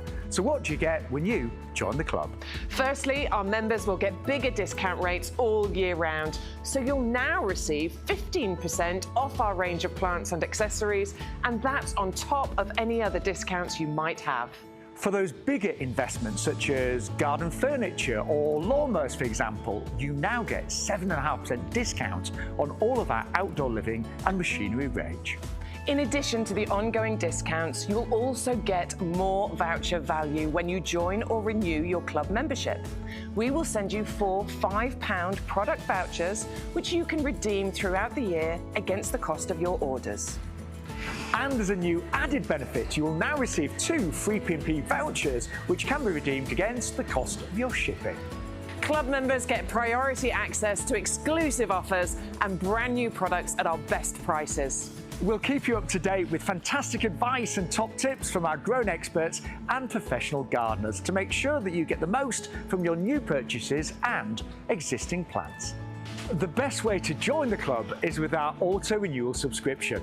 You'll pay £10 per year, then at the end of the year we will automatically renew your membership to ensure you retain all of your benefits. Plus, the price you pay when you join will never go up for as long as you remain a member, and that's a guarantee. And remember, when you join the club, you will start saving from the very first order you make, as the discounts will be applied immediately. So with all that the YouGarden Discount Club has to offer, why not join us and start saving today? We'd love to help you make the most of your garden for less with the YouGarden Discount Club. Do you know what? We had such fun filming that. I really enjoyed that. Yeah, Bex got a difficult bit of the script, that was all. There's one bit in the script that's the really long bit. And I was like watching you try and do it, it's like take 10. And I was like, I did have to do it multiple times. But the reason we enjoyed filming it is because what we were saying is just so positive for club members. You know, those extra benefits, because we're club members as well. They're the thing amazing. is, we had to film it, and it was a good month or so before it actually became live, before we were able to tell anybody. I mean, we gave you lots of hints, didn't we? But yeah, it was about a month or so before, and we were just like, yeah, can't wait. Honestly, we were so thrilled. Yeah. With those new benefits, because we are club members as well. You know, I know we work here for YouGarden, but we're customers as well. Yeah. So those club benefits, great, means we can buy more plants, save more money. Amazing. Right, talking of saving money, if you're on that compost, by the way, 100 125. And Stu just said, you can't buy more plants and save more money. Stu is very black and white. There is no grey area for Stu. My brain says it's either right or wrong when you come to talk to Stuart. Whereas I'm like, no, I may be spending more, but my overall savings are bigger. There you go. Yeah. Stu's just scoffing at us. And He's like, the only New Year's resolution I've stuck to is the one that I made, which was buy more plants. The other ones, I've gone, actually, I'm doing all right with the gym. You are doing all right with the gym. Can you tell? You look right buff in that picture you put up the other day. Did you see his picture he put on? I was like, whoa. It was going to make it black and white. In the real picture, I look pink and sweaty. But no, I've been trying. But we're going to move on to our 3 for 2 mix and match, because this is amazing. Basically, we've got 9 different types of bulbs and tubers, but you can mix and match, and you get the lowest price one for free. So it is amazing, and it really makes sense to put 3 in your basket. The dahlias, I think, at £12.99, £11 4p, incredible. And what I love about dahlias is they give such a big show. Yeah. With, again, minimum effort. And they do it this year. I mean, you don't have to wait. You know, a dahlia tuber. Well, you grew loads last year, didn't you? I did. I grew loads. I'll see if I can dig the picture out for you in a little while so you can see. Do you know how many you grew in? You bought too many, didn't you? No, I think it was 30. It was 34. I was going to say it was... I lost 2 because I overwatered, and I'll go through that for you in a second. So I did make 2 rot, unfortunately. But and then because I planted, so I was left with 32 of them. I haven't got room for 32 dahlias in my garden, and I knew that when and I was planting them. I knew. But you bought loads of pots, remember? I bought lots of pots, Yeah. and then I ended up giving them away. So I put them in a tray in my front garden and messaged all my neighbours saying, "There's dahlia plants, help yourselves." So I gave them all away to my neighbours, which was lovely, and I loved doing it. But I did grow the dahlia hybridisers, and what I like about this particular mix is that you are getting a mix. Yeah, you know, loads yes, of you colour. can get your individual ones, and you know we'll have some of those, I'm sure, coming up in the future. But I like the fact that you're getting the mix. You're getting the sort of cactus ones, but you're getting also, I mean, these ones. They are beautiful. I've got those the anemone ones. Yeah, they look a bit like the anemone ones, don't they? And then you've got these lovely ones that are more tightly packed, that have this real symmetrical look to them, and you're getting that mixture of colour in there as well. Yeah, a mixture of all sorts. So, yeah, cactus dahlias, semi-cactus, pom-pom dahlias, anemone water lily dahlias. Exactly. Got to be a mixture, isn't it? Yeah. And I love that mixture. And they also give you really beautiful later colour in your garden. And that is an absolute brilliant thing because it's a transitional one. And they keep flowering till the very first frost. Now, in terms of storing the tubers, some people leave them in the pots on the ground, but there's always a risk they're not going to make it through the winter, particularly if it's really cold and wet. So you can lift the tubers at the end of the season. When you get your very first frost, just lift them, take off all the old compost soil and dry them out for a couple of days. And a lot of people will store them in newspaper and things like that throughout the winter, just in a shed somewhere frost-free.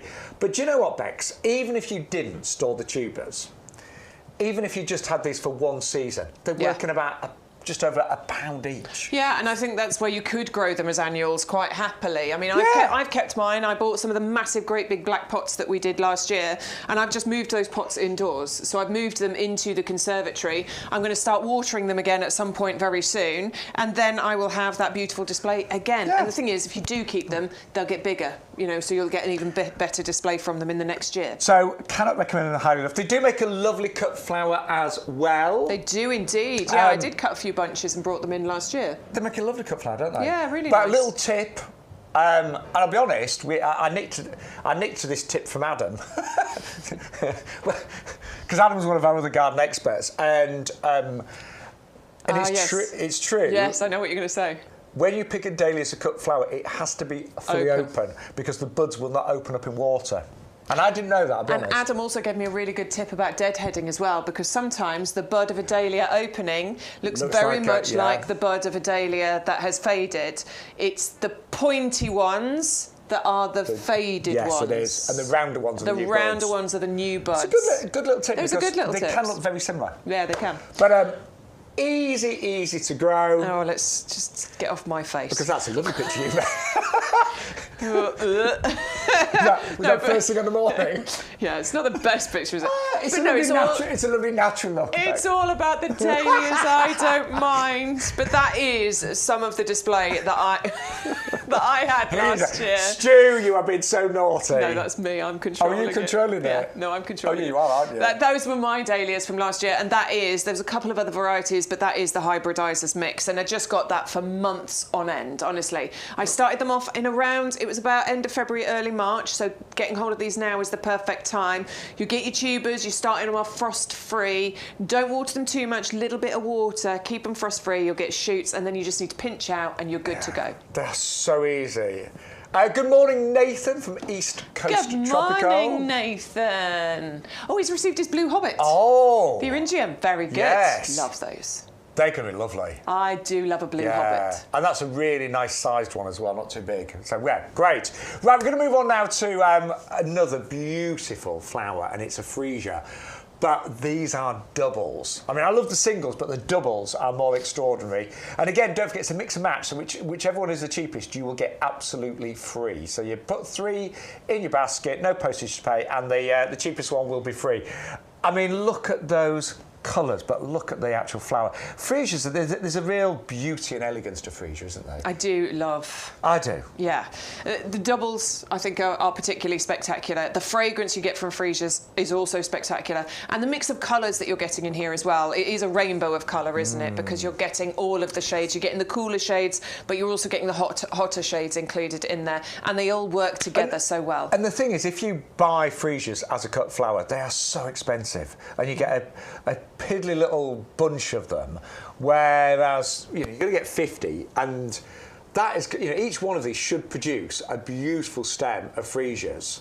The one thing we do say again with freesias, they are a little bit tender. They are. I would start these off frost-free personally. Yeah, I would. Freesias, just, start them off frost-free. Perfect thing to do is grow them in pots, and you can keep those under cover quite happily. Move the pots out once the frosts have gone, and then you can move them back indoors once the frosts come back again at the end of the year. And then it's very easy for you to continually have freesias in your garden. I mean, my mum did have some growing in her garden in York, and they were in pots in a sheltered corner, and they did come back, but not all of them. Yeah. Because York, you know, it's really cold. It is, yeah, it can be cold. Warm people live there. They're lovely, friendly people, but the garden can be quite cold. But some did come back, actually. Yeah. But we do recommend that you give them a bit of protection in the winter. Now, something that I am absolutely going to grow this year is this fabulous ginger lily. I am, because I've never grown it. I'm creating a tropical paradise in my garden. And when I've actually seen videos of these online, and when they're established, they're really big, aren't they? Yeah, I mean, they can get to like a metre and a half in Yeah. height. I mean, what am I? I'm 166 or something or other. So we are talking like up here. And the flower head can be absolutely huge. Yeah, and they're really fragrant as well. Yeah. You know, everything I've read about them has suggested that the fragrance is amazing. And I tell you what, I do like the look of the foliage, because they're almost like a banana plant. Almost like a banana Big plant, leaves. yeah. So you get those lovely big, impressive, lush jungle-like foliage on there. I mean, it'll flower as well between somewhere between July and October is where you're going to get those flowers on there. And they do have nice sturdy stems as well, so they shouldn't need staking. I'd probably still try and pick a more sheltered spot just to make sure that we're not going to damage that flower in any way. But yeah, they're completely sort of winter hardy, so you don't need to worry about protection at all. I might give it a bit of mulch just to make sure, but yeah, they are winter hardy, and they are award winning as well with the Royal Horticultural Society award. Sorry, I'm struggling over my words there. The RHS AGM. Let's go with that, shall we? It means they're proven performers, though. You know, they trial these plants and they test them, and they vigorously do that, and it will only then get the award if it has passed those trials, and this one has. And so I follow a gardener in Yorkshire, and he's grown these for years in his tropical garden in Yorkshire. So, you know, he leaves them in the ground as well. What I would say is, it's always good to try something new and different, isn't it? Absolutely. And they are. They're weird, they're wonderful, they're spectacular. So I'm very excited about those. And yes, just having to buy. By the way, when they arrive, they actually look like a ginger root, don't they? They do. They look like a piece of ginger. They're quite odd looking, They don't look like a bulb necessarily, they do look like a ginger root. And you can plant them out straight away, can't you? They are winter hardy. Yeah. You might want to start them off, and then once you get the growth, plant them into their location, but it's up to you, really.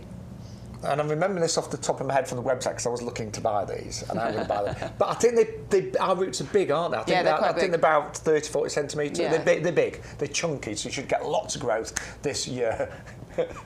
Chunky. That's what my mum said to me when I put some weight on. You're looking chunky. Mums are the best at giving you honest appraisals, aren't they? Yeah. I'll never forget the best thing she said. Don't beat around the bush. The best thing she said about my partner Jay once was like, Jay's got very broad across the beam. He was horrified. Broad across the beam. Yeah, I'll say no. That big bum. Yeah. Anyway, we digress. But I am definitely buying those and growing them this year. So I just hope they flower in the first year. They should do. Yeah, they should. I mean, like I say, I think mine didn't, but I don't think that's down to that. I think it's down to what I've done. Yeah. I put it in a too shady spot, and I have heavy clay soil, and I have gone in the ground rather than trying it in a pot. And my clay soil, although things will grow in it, it does slow it down a bit. So I'm thinking the hottest position possible. Hottest spot, nice free draining soil, our compost, I think you'll get flowers first year. I got loads of growth. It got up to, and I got foliage. And did it look like a banana plant? It looked healthy, it looked beautiful, it got the up leaves to here. the leaves look amazing on these. So anyway, that's one in my basket today. And oh, look at that. See? That's amazing, isn't it? I mean, it's just, they're really, sorry, but I just keep looking at those flowers. They're extraordinary, aren't they? They are extraordinary. They look really exotic and lovely. I mean, honestly, they're tropical beauties, but grow really well here in the UK. It's 3 for 2, remember, so choose the 3 you want and put them in your basket. We've only got 5 out on the table. There's another 4 options on the website. So go into the website, go to the Live Now section, click in, scroll down. You'll be able to see all of the ones that are in that 3 for 2. Now, what I'm thinking, I mean, I might just buy 3 lots of the ginger lilies and some other things as well. In fact, somebody just bought 3 lots of dahlias. There you go. So it starts... There it is, Tuberose. Yep, starts there. And goes all the way along, over to the Narines. That's brilliant, isn't it? 6, 7, 8, 9, 5, 6, 7, 8, 9. There you go. I mean, and I love the fact it's such a mixed selection. Some classics in there, some really weird and wonderful ones, and everything in between. Yeah. But I'm just so excited about that. I've got the day off tomorrow as well, so I'm going to be doing loads of plants tomorrow. Right, I'm going to move on to one of my mum's favourites. Yeah, Ranunculus. Yeah. You're cross between the rose and a peony is what you were saying about this. Yeah, that's how I describe it. They're very petalicious, so those petals that are just in layers all the way around there. I think that's what's really quite attractive about Ranunculus. And these flower sort of earlier on in the summertime, don't they? Around sort of May, June time. And they do repeat flower as well. There you go. So cutting them helps. Yeah. Wheels deadhead, Yeah, absolutely. You're going to get 75 of the bulbs included in this pack as well, and it's only £9.99. So I think you're getting a lot for your money here. They are perennial, so you can get these to come back. You get nice straight stems on here, so absolutely ideal to use as cut flowers. And they are actually quite long-lasting as a cut flower as well. So easy to grow, just a little bit of watering, a little bit of deadheading. Well, I'm definitely going for those because my mum's got a few, but she's only ever bought them as plants, right? And they're quite expensive, like £2 or £3 in a little pot. So you can actually grow them, of course, from bulbs. And it is a colour mix there that is so spectacular, isn't it? Yeah, really nice bright, bold, lovely colours, and you get some whites in there as well. And then something that you grew last year was the Tuberose. Tuberose. Yes, the Palanthus. Yes. Now, an amazing plant, honestly. So the bulbs are quite chunky. I remember you being so excited about this. I was. When it came into flower, you're like, oh. I was really excited because the fragrance you get from them are incredible. Now, the bulbs are quite chunky. They are on pre-order at the moment, so we don't have any to show you. But it's so not what sort of size are they? Because I've never grown this one. I mean, they're about this big. But they're chunky and they've got quite a stem on there, like a top on them. And actually, you want to plant them shallowly. So look, as you can see, that's the day I planted them up. So the tops are poking out of the pots. So I put them all into just 9cm pots to start them off. Just a little bit of water, okay, to get them going. Keep them just a little bit of water, and then you'll start getting those shoots coming up. And now you can see this was out in my garden later on in the year, after the frosts have passed. Planted them out. And look at the beauty of those. Now, I took this picture at night time. I was out in the evening. I had a glass of wine. Right, I think that's a better picture of you guys. So you look great there. I definitely had a glass of wine. Suited you. I can see in your eyes. But I took that picture because the scent from the tuberose actually gets stronger in the evening. So this is a fantastic plant to have out in the evenings when you're sitting outside during the summer evenings, because the scent is so powerful, it's so strong, it's delicious. But aren't the flowers really beautiful? They're so pretty. They've got those lovely blush tones to them as well, and you get sort of clusters of them, and they open slightly at different times. But the scent, I can't even begin to describe to you how beautiful it is. So I want to grow those this year as well. My mum did grow them years ago. I do remember them, but I've never grown them myself. But whatever you're going for, you will get the cheapest one free, don't forget. So it's 3 for 2 in the mix and match. And you might decide that there's something you really like and just go for 3 of those, or say you might go for 3 totally different things. I think I'm buying 6 things, I've decided. Right, okay. Yes. I want more than 2 ginger lilies, so... I haven't decided on my shopping list this week. Cool. But let us know what you're buying. Yes, please. So don't we forget, want to know. If you want to be part of the group chat, it's ygtv@yougarden.com. So you can actually send us pictures, you can send us messages, you can chat on Facebook, and you can, of course, chat on YouTube as well. Right, we have got a brilliant deal, though, coming up on our Cordylines. Anyone in the chat, Bex? Oh, yeah, there's a few people. Olwen's had to go. She's off to the hospital for get her bloods taken. Oh, she says she'll hopefully be back by the end of the show, but if not, I'll see you all on Sunday. today. Obviously, East Coast Nathan's in, Neil's there. He was asking about Rudbeckia earlier. I think Stu did answer for you, but yes, the Rudbeckia is perennial. Neil says he planted Nefophia last year. Can't wait for them to pop up. Yeah. And did he plant it as a bare root? I don't know, he didn't say. Hopefully, yes. Already looking forward to watching this show back fully later on. As it's Thursday, I'll be dipping in and out as usual. Is that Neil? We're good today, Neil. Aren't we, Bex? We've been brilliant today. I love us praising ourselves, Bex. No, we're having a lot of fun. And I mean, jokes apart, we've just got an amazing lineup today. Yeah. We really have. And we love the fact that now it's free postage on everything. Not on the website, only on this show, don't forget. And you have to use that code YGTV0625 to get that free delivery. But we've just got so many great deals. We really have. And the 3 for 2 in the mix and match as well. Right, we're going to move on to, though, our Cordylines. Yeah, this is a lovely little deal that we've got here for you, because actually it's a pair of Cordylines and you're going to get the pair of pots included here. So I think for anybody that wants to make some big impact in their garden straight away, this is a great deal to do it with. If you've got something for either side of the front door, the back door, the pathway, or somewhere that's going to bookend, mirroring, this is an ideal thing to plant there. All you need is a bit of compost. Yes. And you're done. You're ready to go. And again, I mean, look at the club price, $25.47 for 2 of the pots and 2 of the Cordylines. The pots are coming as a bonus, we should say, today as well. But rooty as well. I can see the roots are poking out the bottom of that one. Oh yeah, I can get mine out. Oh yes. Look at those. Nice. Really healthy. Rooty beauties right there. So they are looking forward to being planted out. They will live in these pots quite happily for a few years. Yeah, I'd say they'll probably need potting on. They'll need potting on at some point, but you know, for a couple of years, for definite, they will live in these planters that we've got for you, and they're 30 centimetre diameter. So I just think instant impact, architecture, drama, evergreen as well, and I love the symmetry that you get. Yeah, not only with having the pair, but also the way that these grow. There is a lovely sort of symmetry to the way that you get the foliage coming out. And what is nice with the Cordyline, over the years it does produce that tall stem. So as the bottom leaves fade and you chop them off, it will produce a lovely tall stem. So you know, they end up looking a bit like I think some people call them the cabbage palm, don't they? Yes. Because they look like a palm tree. Yeah. But this is the one I've got, actually, this green one, the Australis green. And I've had it a couple of years now, and honestly, the stem has got to probably a good sort of 60 centimetres just in a couple of years. And that then means that you can underplant these as well, so you can put your bedding underneath, whether that's winter or summer bedding.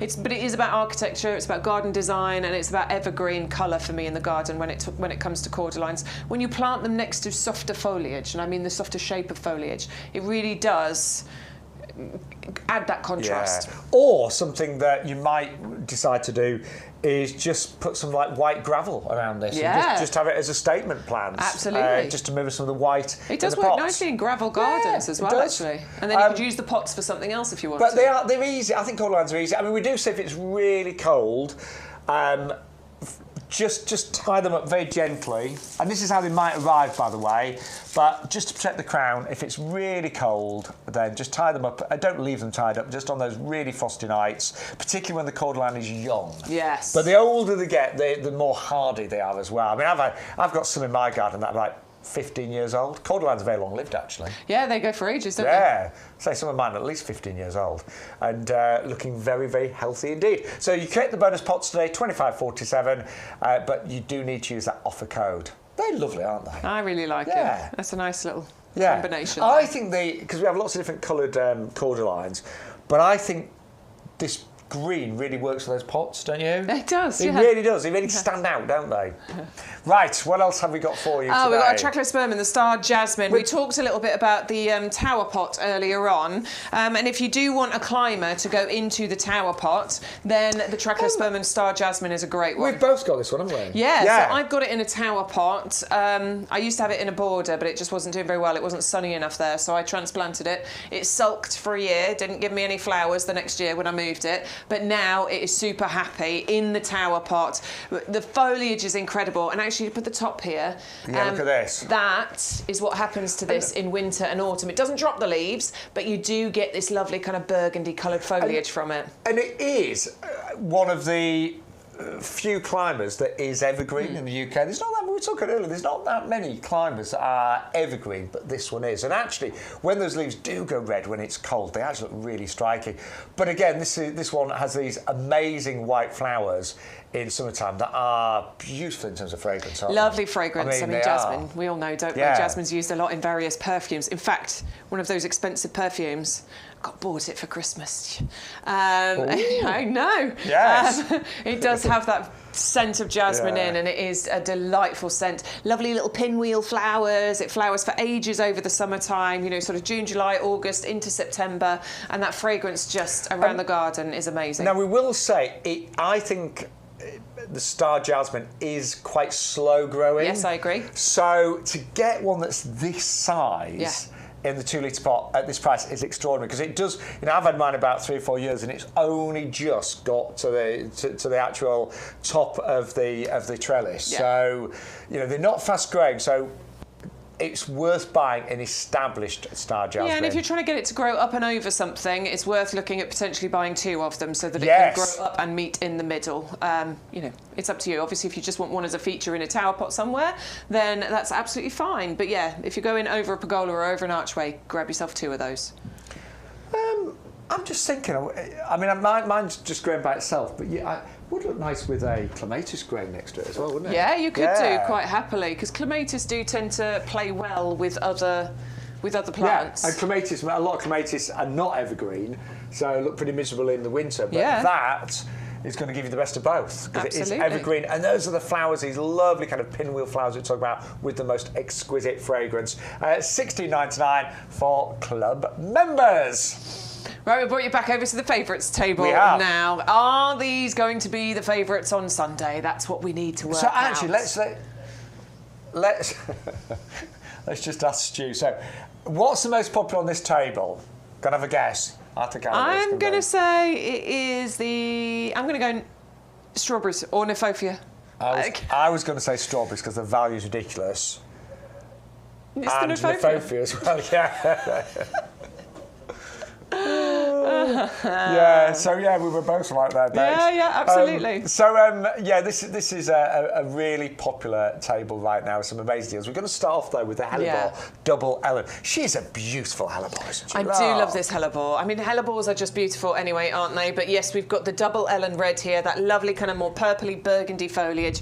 Winter flowering, so February, March, April. This is when we're going to get the flowers off the Hellebore. And these are some dull months, aren't they? They tend to be. Certainly February is a dull month in the garden. So you want to inject that colour, and you can with Hellebore Double Ellen Red. I just think one of the most striking hellebores, and if you've already got white hellebores like the Christmas rose that we had earlier on in the year, that would look amazing next to it as well. But fully winter hardy, come back. I mean, they go a bit dormant in the summer. They've still got leaves, but they kind of just slow down. But they are amazing in the winter time. Absolute beauty is that one, and that is $569.68. Then we've got the Gladioli. You get 100 of these. That's just crazy, isn't it? But it's actually, I say it's crazy. It's not crazy at all, because you want to plant these in clumps. A single Gladiola, as Shaun said earlier, just looks a bit weird on its own. So you want to plant them in clumps of maybe 10 and 15 together. So obviously having 100 then means you've got multiple clumps. And they are brilliant for back of the border. Totally. You know, these are tall. These can get to metre, so great at the back of the border to give you that. That one's pretty, isn't it? Yeah. Colour on there. And they make stunning cut flowers. I love Gladioli's cut flowers. Yeah, long lasting as well. Yeah. That's a good thing. Quite striking because they're big, but yeah, long lasting as well. It drives me mad when you get some cut flowers and they're gone within like 3 or 4 days. You want them to last a while, don't you? Of course you do. But you can grow your own with those. Saving £5 today, 630.002. Now, the most popular item has been the Nephofia, the red hot pokers. We've sold these as potted plants before, but you can buy them today for a fraction of that price as bare roots. And as Bex and I were saying, we love planting bare roots. It saves you a fortune, it's better on the carbon footprint, and plants tend to establish so much better. They do. Now, sometimes they take a little bit longer to establish, but I'm happy to wait. I'm happy to have the patience for that. I reckon you should get flowers maybe in the first year with this, yeah? But definitely year 2. But definitely year 2. And the great thing about these is that these are striking. They can get nice and tall as well. These can get to 1 metre in height, but they're not obscured by all the foliage because the foliage stays bit shorter. It's like this lovely sort of grass-like foliage, isn't it? And the flowers just rise up on these tall stems out of it. And the foliage does tend to stay there all year round as well. It does, yes. So what I used to have in my last garden, and springtime I would cut the foliage back if it had got a bit straggly, and then you get all that new growth coming through, and then you get these amazing flowers in late summer. Pollinators adore them as well. They flock to this. They absolutely adore this. I mean, from 5 bare roots, bearing in mind that these are going to get to sort of 60 centimetre spread, you get multiples, don't you, per plant? Yeah. I mean, you can get 10, 15, maybe 20. I was going to say, I think of mine, I think I got more than a dozen on my established plants. So really imagine did. that from once you've got all 5 of them established, that's going to be a lot of flowers, and isn't it? It's a big show that they give you. It's powerful, it's bright, I think they look quite exotic looking. Yeah. So I'm planning my Mediterranean garden, and these next to the ginger lilies and palms look absolutely really amazing. Bright, sunny spots. That's where these need to go. This is why I'm not getting them for this garden. I will be getting them for the next garden. You could grow them in a pot, though, couldn't you? Yeah, of course you could. Nice big pot. You could grow them in. They look amazing. Maybe I'll find There's a a pot. lovely sort of structure, I think, to Niphophia. Maybe I'll find a pot. Yeah. I'm sure I can find one. Yeah. Out of the 100 you've got back. Kev will not be able to move in the garden again this year because I'm going to have pots everywhere. He's quite liking the winter because obviously I've hidden some of the pots away. He has no idea what's coming. All the pots are coming back out again. Do you know what I wish I'd done? You should definitely film yours, but I didn't.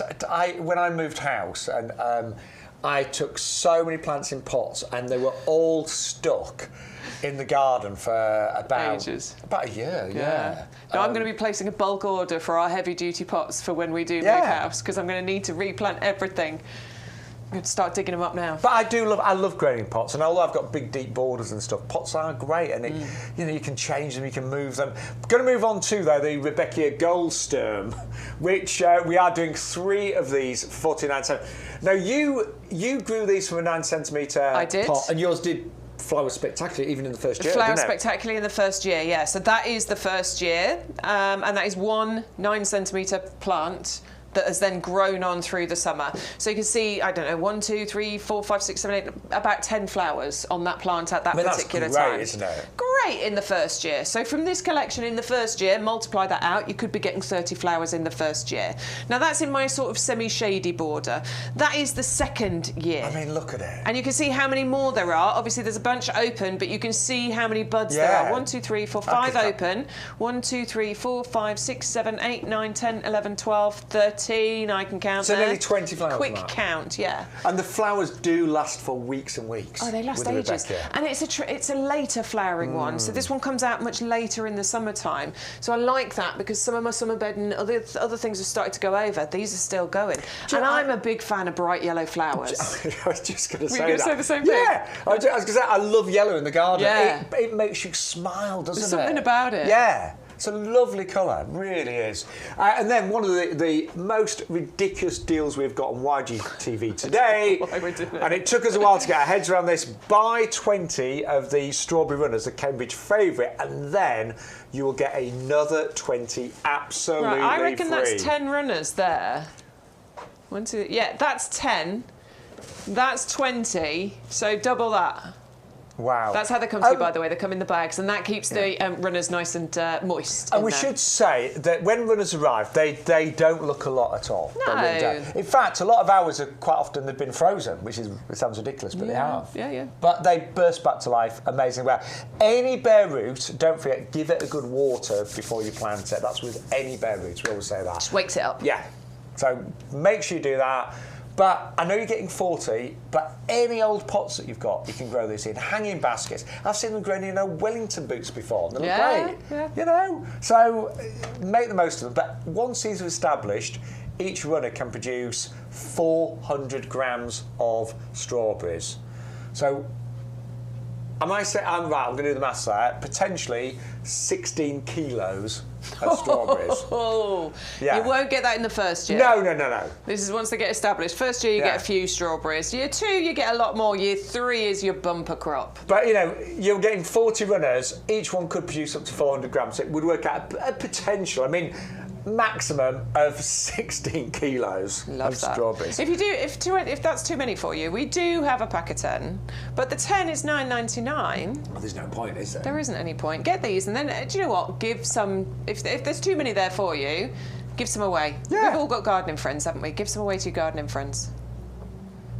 Oh yeah, that's a good idea. Stu's saying if you've got schools or playgroups or scouts groups and things, I'm sure they would love to get things like that. Or just grow them yourself and eat all those strawberries. See, I mean, in my head, I'm like, well, I'm just going to grow them all myself. I'm just going to grow them. But the value is amazing. It really is. And there's no point buying 10 when you can get 40 for just £5 more on those. Do you know what? We're having a lovely time. So thank you to each and every one of you. My name's Shaun Ryan. This is Bex Edwards. Stu you don't see, but he does all the technical things. You occasionally see when we do our TikTok lives, don't you? He sometimes pops in. Yes. So if you want to watch our TikToks and see Stu, then we've got a TikTok live this afternoon. Yeah, you're here, aren't you? Yep. 2 o'clock. I think that'll 4. start. And then it's you and Adam on Sunday, I think, isn't it? So it's Adam and I on Sunday morning. We'll be here for the YGTV show, and then we'll be doing a TikTok live in the afternoon, because you are at... I'm at QVC this Sunday. What time are you on Sunday? 10 o'clock in the morning. Oh, we're properly head-to-head this week, then. We always have. We should say that we've always got completely different It's deals. very true. Different deals. And, of course, you can dip in and out. You can always watch back the YGTV show whenever you like. Yeah. We're here from 9:30 till 12:30, so you could happily do both if you want to. But sometimes we get asked, can you get the same products that here, that on QVC, vice versa? We tend to do different deals and a different selection. So it's worth watching both, and say with catch-up you can't you? Yeah, absolutely. Right. So, who is the head gardener here at YouGarden? No, I'm deputy, and you're deputy as well. We're both deputies. But we do have a head gardener. His name is Peter McDermott. He's actually in Sicily right now inspecting some stocks that are going to come over. That's a nice job if you can get it, isn't it? Yeah. Nice. I mean, I know it's working, but a nice trip over to Sicily. He'll be walking through some lovely fields right now, but looking at oleanders and olives. Yeah. I think he should take the deputy head gardeners with him at some point. Imagine how nice that'd be. It'd be lovely, wouldn't it? Yeah. It's never going to happen. There you go, Peter, if you're watching from Sicily. But here he is to tell you about our best-selling product, our highest rated. It's our premium professional compost. We describe this as premium professional compost. And the reason for that is it is the compost that is known, this formula we have perfected over decades. I've been using it for decades. We have perfected it over decades. You've got a blend of the best peats plus wood fibre that you can imagine. Now, by volume, approximately 50% of this compost is wood fibre, and the balance is made up of a blend of peats, and there are 3 different peats. So you've got things like sphagnum moss peat, which is renewable. You've got sedge peat, and then you've got darker sphagnum as well in there. So you've got 3 different peats. You've also got, you can see actually just there, there's slow-release fertiliser. These little green, what look like little eggs, you'll see those dotted among the compost when you're planting it. That's slow-release fertiliser. One of the most expensive ingredients in any compost is fertiliser. You can see there's another one just down below. That is amazing because that will deploy nutrients to the roots of whatever you grow in this compost just when they need it over the next 6 months. You then got what's called a buffer. Now, peat in particular is naturally acidic. And plants like to be just on the acidic side of neutral as a generality. There are exceptions, so things like rhododendrons and azaleas, they love to be properly acidic in terms of the ericaceous soil or compost they're growing in. But most things like it just on the slightly acidic edge of neutral. So that's what this is designed to give you. So it's got a pH buffer to keep it in exactly that zone. The wood fibre keeps the sort of perfect air-water porosity ratio, which is what we talk about in the trade, all these complicated terms. But it's, what plants need is they need a jungle gym to grow in. So they need a jungle gym for their roots, which is called growing medium. They need some water, and they need some air, and they need nutrients. And when you've got the perfect compost, it blends the air and the water and the constituents of the compost. It all blends together to give the perfect environment. That's what this particular compost does, which is why it's trusted by us. We will be growing approximately 150,000 potted roses on this nursery this year. That's roughly what we grow most years. We'll be growing, I don't know how many hanging baskets, but our pre-planted hanging baskets that will be available later, you will have bought them in the autumn and last spring as well. They grow in this compost. We will grow countless perennials, whether they be in the 9 centimetre square pots or the 3 litre pots or the 5 litre pots, plus fruit trees. And this is the compost we use for all of those things. So we trust it, the trade trusts it, and actually based upon the well, literally hundreds and hundreds of thousands of bags of this particular compost that you've bought over the years, you definitely trust it as well. And, you know, and actually, peat is a thing. We need to think about peat. Not me. I happen to also be peat, but it's the peat that's in here that we're talking about. We can still use peat in our gardens right now, and actually the alternatives, generally speaking, are a bit iffy. So if you want to get the best results, in my view, use this particular compost for as long as you can.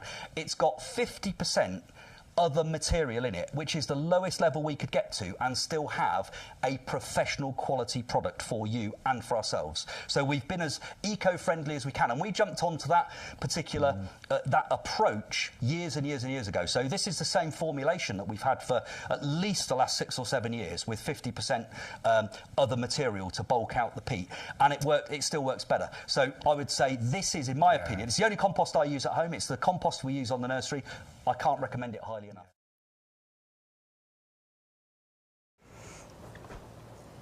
Ah, look. Love you out in the garden doing your planting there. Well, that's the pub garden, actually, isn't it? That was last October. And I'll tell you what, every single plant has done so well. Even though we've had, you know, a cold winter, but all of the winter bedding has done amazing. Oh, I can't wait. Do you know what? I'm gonna come and sit in your pub garden at some point.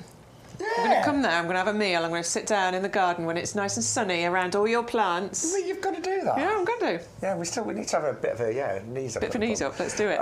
Knees up, that's an expression. A knees up. Let's have a shindig. A shindig and a knee up.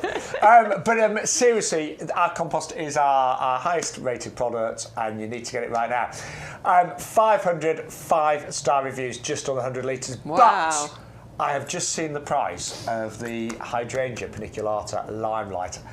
$16.99, and this is already well established in a 17 centimetre pot, and that is what it is going to produce. And I'm going to say, because it's already well established, you're going to get lots of flowers this year. You should definitely. Yeah. I mean, this can get big as well, can't it? Yeah, if you about want it to. 2.5 metres. Yeah. This is one of the ones. So we do more compact ones. They are available. We'll bring them to you in the potting shed. But this is all about getting a really big, fantastic display from this. Imagine that at full size. Yeah. Now, obviously, you can contain it. You can grow it in pots and containers.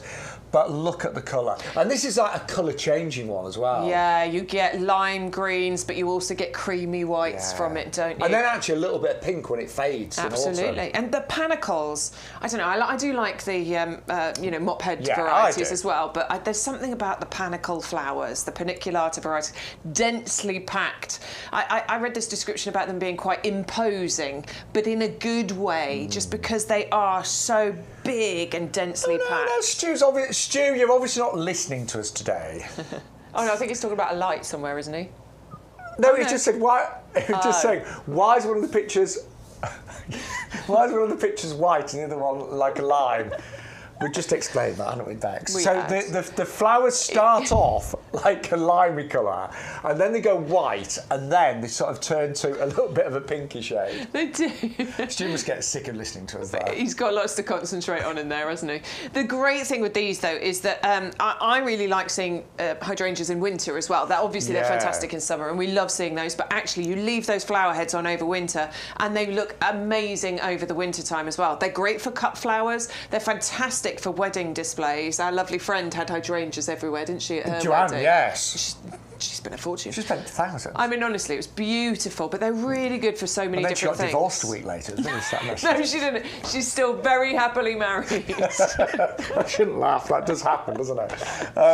But yeah, they're amazing cut flowers. What I like about the paniculatas as well is the pruning, because sometimes people worry about pruning hydrangeas. These, if it does get too big, you can chop it right back down to, this sort of size, but it will still flower that very same year, because it always flowers on the new growth. On the new growth, yeah. So if it does get too big, chop it right back. And actually, quite often when you do cut back a paniculata, the flowers that you get tend to be bigger. So if you let it grow naturally and don't prune it, you tend to get lots more flowers, but smaller ones. But if you cut it really harshly back from time to time, you tend to get bigger flowers. So yes, it does change colour. The flowers come out like a lime colour, then they go white, and then they will fade to a lovely kind of slightly pinky hue as well. An absolute beauty. $16.99, 501 168. Now, one of the things that we love about working here at YouGarden is you. And you. And occasionally Stu. But we really love you at home. Yes, we do. But we love discovering new plants as well. And, you know, I didn't know the Solia. I'd never grown it, but it's one that we came across last year at YouGarden. And I was just fascinated by this one. Yeah, I really like the colour of it, first of all, the flowers that come through. There's something about that bright blue colour. We've got a few, but not many. There aren't many flowers that come out this colour. And it is, I just think that is really, really pretty. It's award-winning. It's got the RHS Award of Garden Merit, first of all. It wants a really nice, bright, sunny spot. It is probably going to need a little bit of winter protection. So once it gets established, it can be hardy down to about -5. So some areas of the country are probably going to be absolutely okay, but other areas, yes, you're going to want to give it a little bit of protection. And it is a creeper, okay, so it does want a little bit of support. Well, I'm thinking, Bex, this would look amazing on the tower pot.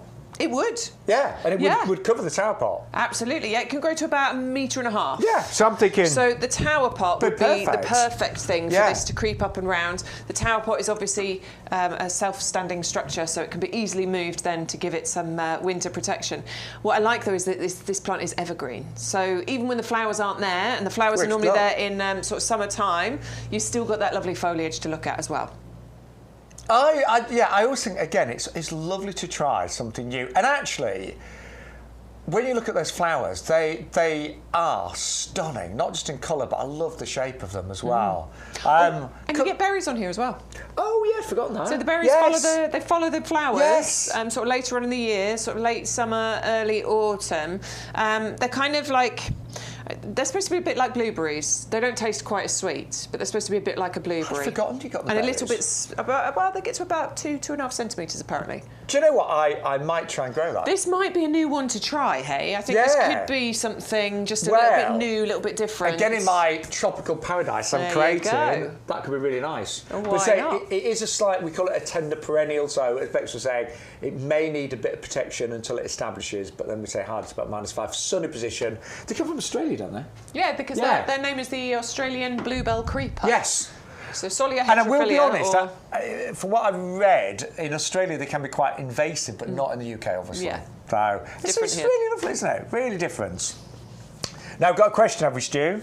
Oh, we're going to cover it in a bit, he said, when we get to the right product. I think it's from Eleanor. So we got an email and a question. So when we get to that product, we will answer those questions. We always get very excited about questions, don't we, Bex? We do. We get very excited. Right, we're going to move on to now our deal of the week. Oh my word, this is ridiculous. So it's our Oriental Poppy collection. Do you know what? I'd forgotten how good this was. So we do a 3-pack and we do a 5-pack of berry poppies. This is a 5-pack, but actually it's a buy one, get one free. So you are going to get 10 Oriental poppies, club members, £12.74. That works out £1.27 per poppy. I know. And I mean, we actually planted poppies from bare roots in my mum's garden. Mum's got a lovely kind of country cottage garden. And in the first year, we did get a few poppies, not many, but honestly, year 2 and then year 3. I mean, spectacular. They just take off, don't they? Dozens of poppies in kind of May time, and they looked absolutely amazing. So 10 of them for that price is incredible. And I always think poppies they give you that love, they do give you that country cottage look, don't they? They definitely do. The quintessential, you know, they're a staple if you want the country cottage look. But I think they can work in you know, other themed gardens as well. They flower for up to about 6 weeks too, so you get a really decent length of flowering from them. And you often talk about this, don't you? If you cut your poppies back after they finish flowering, you often get a second flush. Because they can get, once they've flowered, the foliage can get a little bit, look, I'll be honest, a bit straggly. But yeah, we chop ours right down, and then quite often you will get a second flourish. But again, to buy them as bare roots, you are saving so much money. You could buy a poppy in a pot in summer and pay that kind of price just for one plant. You are going to get 10 bare roots, a mixture of colours. Love the scent of a poppy as well. But they're big, they're blousy, fully winter hardy, just need that sunny spot and a well-drained soil. And Bob's your uncle. Yes, he is. 2 of them. I've got Uncle Bob as well. I got 2 Uncle Bobs. Eleanor's been in the chat. She says she's not been in as much lately because she's been taking care of her dad. He's not very well, but he can still do his gardening. Aww. I'm sorry to hear that, but I'm glad he can still sort of get out and about and do the gardening. But thanks for joining us, Eleanor. We know you can't always join us every single live that we do, but it's really nice to have your company. And I know what it's like looking after an elderly parent. It's challenging at times. Yeah, I don't have to do it yet, but I'm sure the day will come at some point. Hopefully not, but you know. Yeah, it's challenging, but.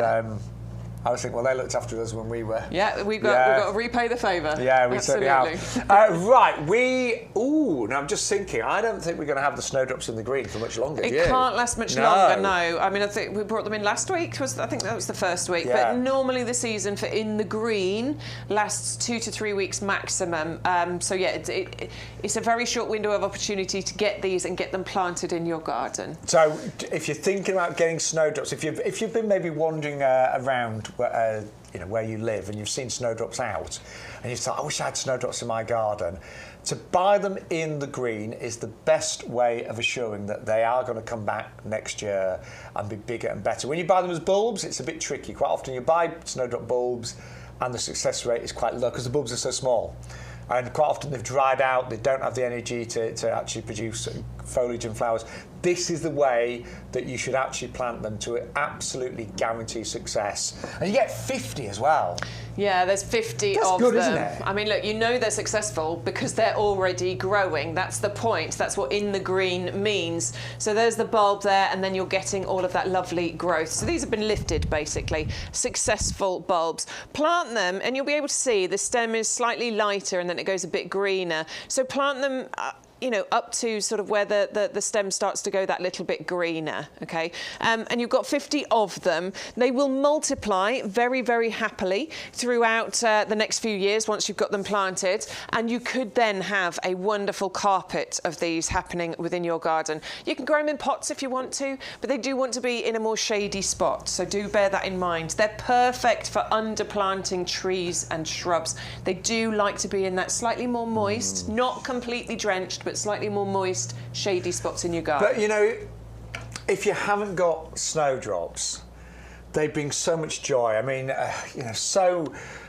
much on social media in January gardening social media featured snowdrops because it's that sign of hope. It's that first bulb to come out in flower, and you realise that spring is around the corner. And they are amazing, aren't they? How they just poke their little heads through snow and frost. The bravest of all the bulbs. I love them. I do. And there's so many different varieties as well. They really are. And of course, if you just want to get snowdrops today, you are welcome to come in and place an order just for snowdrops. You will get free delivery, free postage on just that one item. We used to have to get our baskets to over £40 to get free postage, but we have removed that, and you can now just come in and buy one item if you want to. I was quite good at getting my basket to £40 on a regular basis, but not everybody could. So now it is free delivery and everything, but that is only on the products that we've got in the live shows, and you always, as Bex said, need to use that code YGTV0620. That's the code for this week. Now we're going to move on to our dahlias, and these are part of our mix and match. So there are 9 different types of bulbs and tubers that you can mix and match. But we've got a question, I believe. From Penny. She kept all of her dahlias in her pots, but she doesn't have a greenhouse. So she kept them under a carport. Ah, okay. She's going to take them out and check them, refresh the soil. How deep should she replant? Okay, that's a really interesting question. Shall I take one of these dahlia tubers out? Yeah. Because then we can sort of I always do mine about 6 inches. Yeah, so there's a stem normally, and you'll be able to see it from the dahlia tuber, even the ones you've got, where you cut them down. And I normally plant with that just poking out of the top. Let me find one, hang on. Yeah, they're such odd-looking things. Yeah. So I would say 4 to 6 inches, but that's about it. Yeah. I would probably plant with that bit just poking slightly out the top. They don't want to go too deep. But yeah, you want these bits obviously underground. That bit, because that's the bit that was poking out of the soil before. That's where it's been chopped down. So about there, just poking out the top and a tiny bit of water just to get them going. Try not to overwater. That's how I lost 2 of mine last year, because I just overwatered. And I hope yours have survived the winter. Yeah. I got my fingers crossed for you. If they were kept under a carport, fingers crossed, hopefully. I brought mine into my conservatory, and I did have a thick layer of mulch over them as well, so fingers crossed. And I am thinking, with them in under the carport, they probably didn't get too wet, because dahlias hate it when they get, like, waterlogged and cold. So fingers crossed they'll come back. Yeah, big fingers crossed for you. I hope that happens. I hope that mine does as well. Right, Nathan, East Coast Tropical Garden. Do you have any advice on begonias? Yeah, do you know what? We probably do between us. Yeah, grow loads. I tried to grow a few begonia luxurians. I don't know that variety, though. But they all die even in the summer.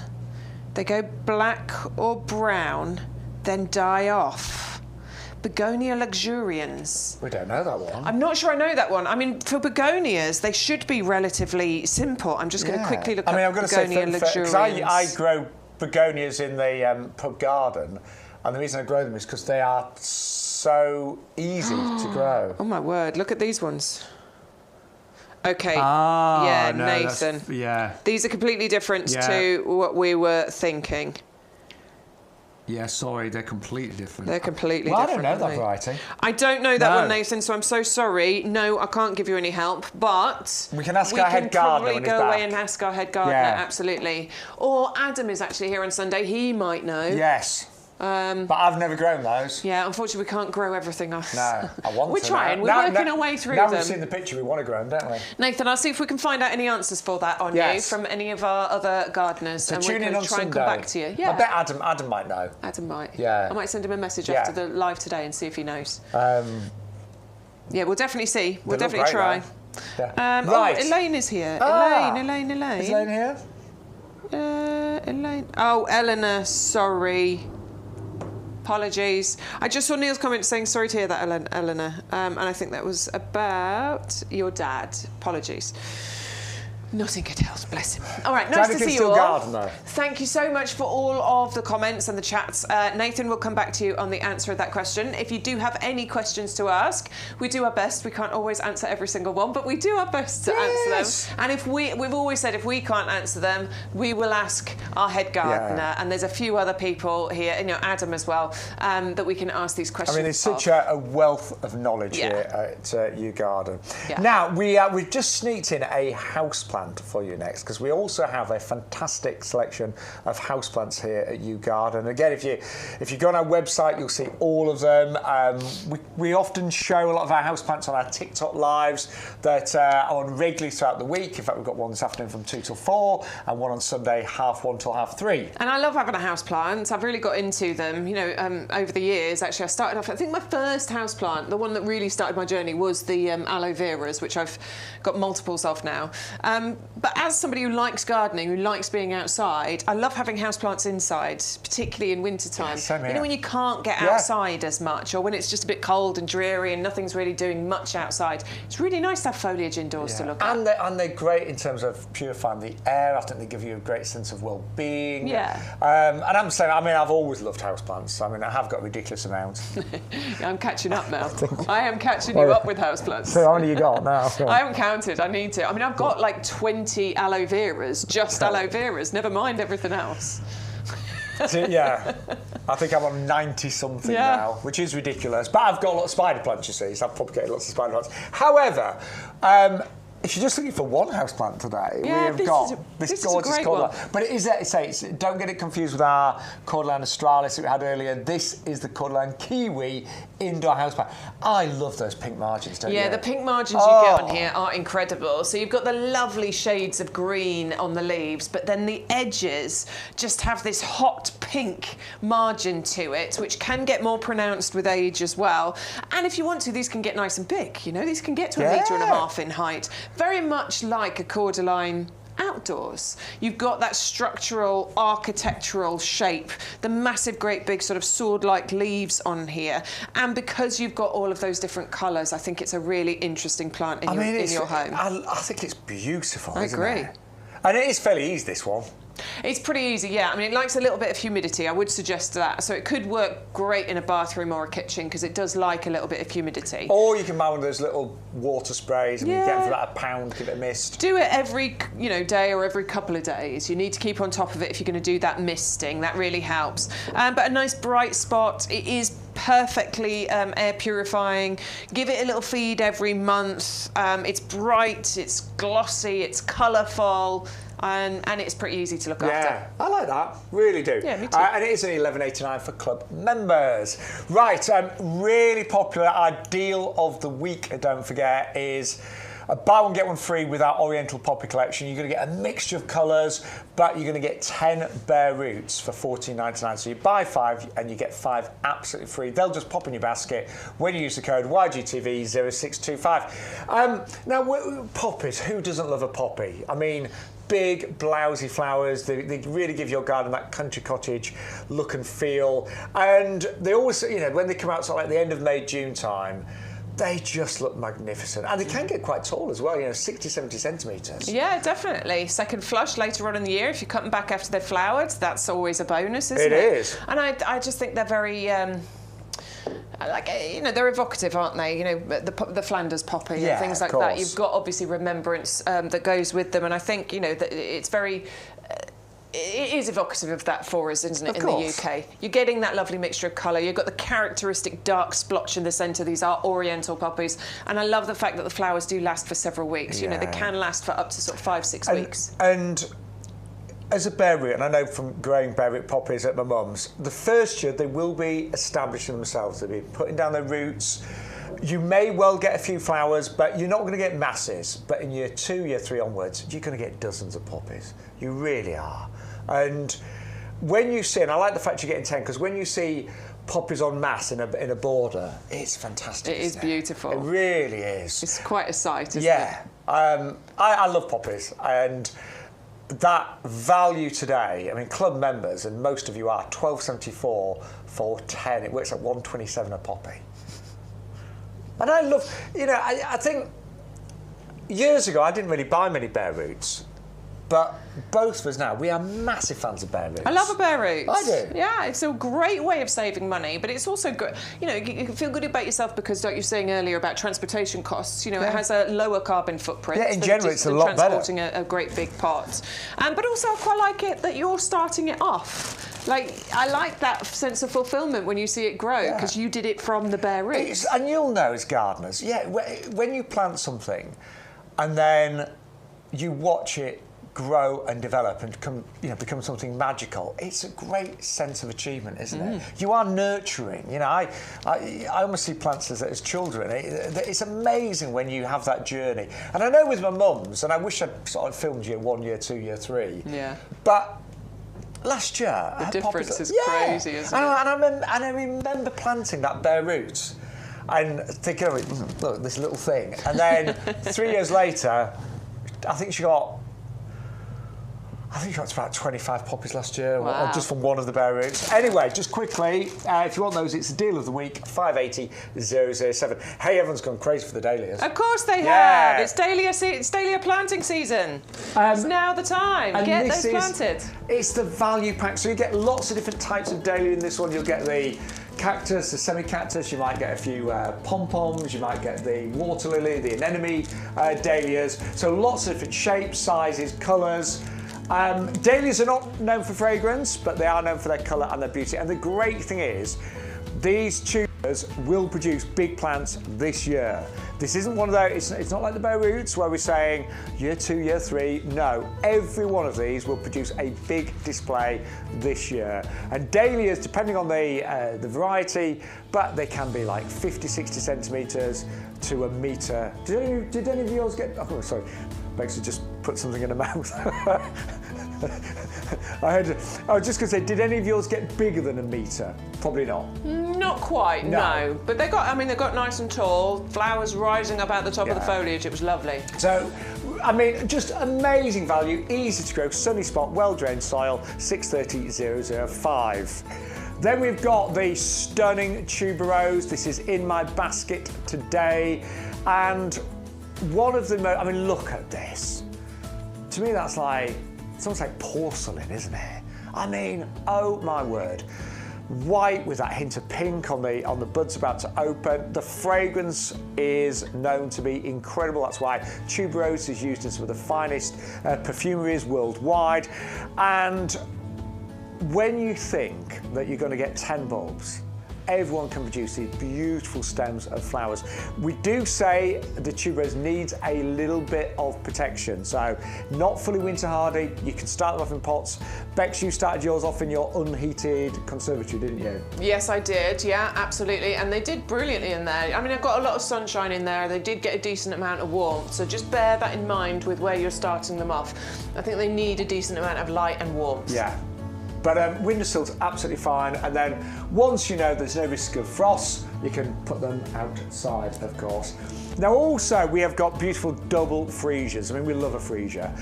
These are either as corms. Our corms, we always say are heat treated because freesias can be a little bit tricky, but not ours. Ours are designed to produce amazing flowers this year. Again, you might want to give them a little bit of winter protection, just like the Tuberose. So start them off in pots, containers, and then once it gets a lot sunnier and warmer, you can put those outside or in the ground as well. 630,184. Then we've got the stunning black calla lily, striking bulb, beautiful, 630,223. Lovely foliage with the calla lily as well.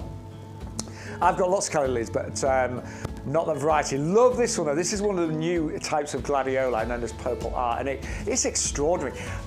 It's a bit of a twist on the classic gladioli, and we're saying this is almost like a tie-dye, because if you look at it, you've got these swirls of like purples and whites and lilacs, just like a regular gladioli. Great for the back of a border, going to reach heights to about 1 metre in the first year and come back every single year as well. Nice in a position, well-drained soil would be ideal. 633,888. Then we've got the Ranunculus. Still part of the 3 for 2 deal, so remember, put 3 in your basket and you will only pay for 2 as long as you use the code YGTV0625. And these are great, multi-flowering. They can start flowering quite early on times, like April time onwards, and you are going to get 75 of this stunning mix, bright, bold colours, but some whites in there as well, and they can come back every single year. 633,889. And then, yes, I am going to be growing ginger lilies this year. I am rather excited about this, I have to say. I'm really excited because these are tropical, exotic. They're not technically a lily, by the way.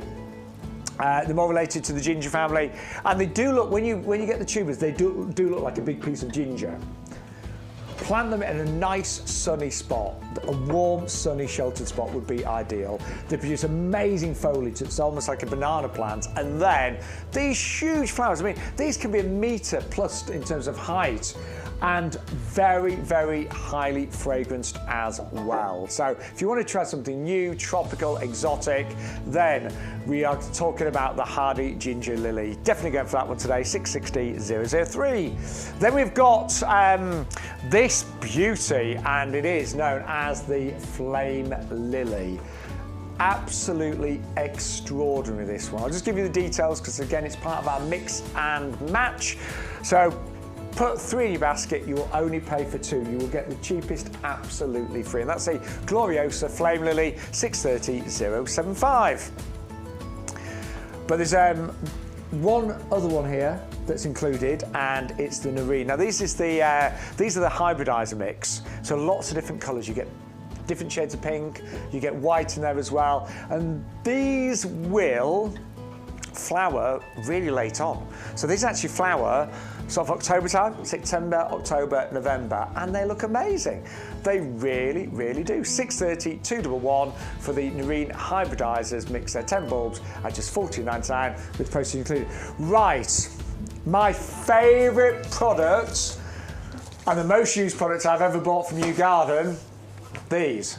Oh my word, we're going to do free postage as well, aren't we? First time ever. Oh, yes. Oh, okay, right. That's exciting. How strong are you feeling? We've never broken one of these. We might break a bone at some point, but never broken a pot. Seriously, right. Do you want to see the price of these? Because these are, honestly, the best product either of us has ever bought from YouGarden. The most used. Most I shouldn't say used. the best, I'm going to say, because our compost is amazing and our plants are amazing, but the most used. Yeah, I mean, we've got multiples of them, haven't we? I mean, I don't know how many I've got. You've got loads. Counted. I've got 16. Have you? Yes. So I've grown loads of things in them, have grown loads of things in them in the past. Strawberries, potatoes, my Prunus triloba tree, roses, Cordylines. Yeah. But, you know, fruit and veg, our mini orchards. So we've got apple, pear, plum trees, cherry trees, raspberry canes. Raspberry canes you could grow in here. Yeah, tomatoes, we said potatoes, courgettes, strawberries. Oh, the tomatoes were amazing in here. They really liked it in here. I grew some tomatoes in slightly smaller pots, and the ones in the heavy duty did so much better. I think they like to be deeper, don't they? They like the space. And they like to be kept nice and moist, and these don't dry out that easily. So great for growing in, but for everyday jobs, weeding, deadheading, tidying up, bringing your logs in for your log burner. I'm going to be using these a lot this year because you'll get bored of me talking about it, but just an example, I am planning on hopefully trying to move home this year. Really, Bex? No, I'm only joking. Oh, I'm so bored. But yeah, this is going to be really handy for me because I am going to be taking some of my plants with me. So this is going to become a temporary home for those plants. So why are they so good? Well, the strength of these, the build quality is superb. I have never broken one in 15, 16 years, and that's probably how long I've had my first Yeah, ones. I reckon I'm on about 8 or 9 years with mine and I haven't broken one. Never managed to get a handle to come off. I mean, I'm lighter than I was, Bex, but you know, there's still quite a lot of weight going on there. So, but drainage. So, here we are. This is Shaun's lovely garden. I'm so jealous. You have a garden like this. Every time we go to this clip of film, I'm like, ugh, ugh. So I always decant my compost in here. I just find it makes potting up quicker and easier. Yeah, it definitely Because your bag always keeps falling over. You've got to get your hands right in the bottom of it. So this makes so much more sense. So it makes gardening quicker and better. But it's all those other jobs. These are big. These are 30 litres. So deadheading is a breeze. And you get so much in there. Yeah, it's dead There's simple. my cordyline. Yeah, and I keep one of these pots in my shed, like you do. My greenhouse doesn't. It's not quite like yours, but it's in there and it's got all of my most used items: my kneeling mat, my secateurs. Yeah. I grab it and then I'm doing this in my garden, clearing up, adding all those dead-headed bits in there, and then it goes into the big bin outside. And do you know, I was just thinking, even like we talked about, there's my Christmas trees. And Yeah. do you know what I did with those at Christmas? I bought some Hessian potato sacks, put the pots in those, and put a little ribbon round, and they looked great. Yeah, nice. When my green bin is full, because you have to pay to empty your green bin in my area, you have to pay, and I don't know, I think it's 50 quid a year, do you? Yeah. So I've only got one green bin. I'm too mean to pay for two. But when my green bin is full, I store my garden debris in these till the bin's empty. They are brilliant, and it's the first time I believe we've ever done the free delivery as well. And you're going to get all four for £69. If you've just I'm just thinking like the mini orchard collection on our website. You get 3 trees.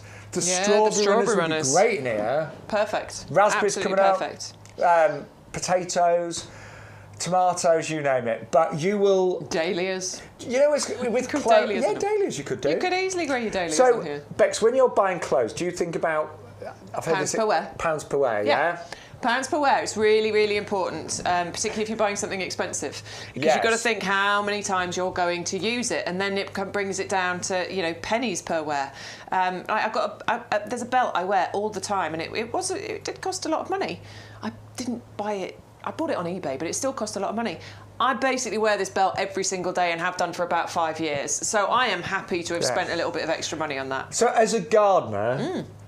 Price per use on this, you are going to use them every single time you garden. Every time you're in the garden. Yeah. Every single time. I don't think I ever have gone out in the garden, unless I'm just walking around having a look at it, without using these. So they are amazing. If you haven't got them already, grab them.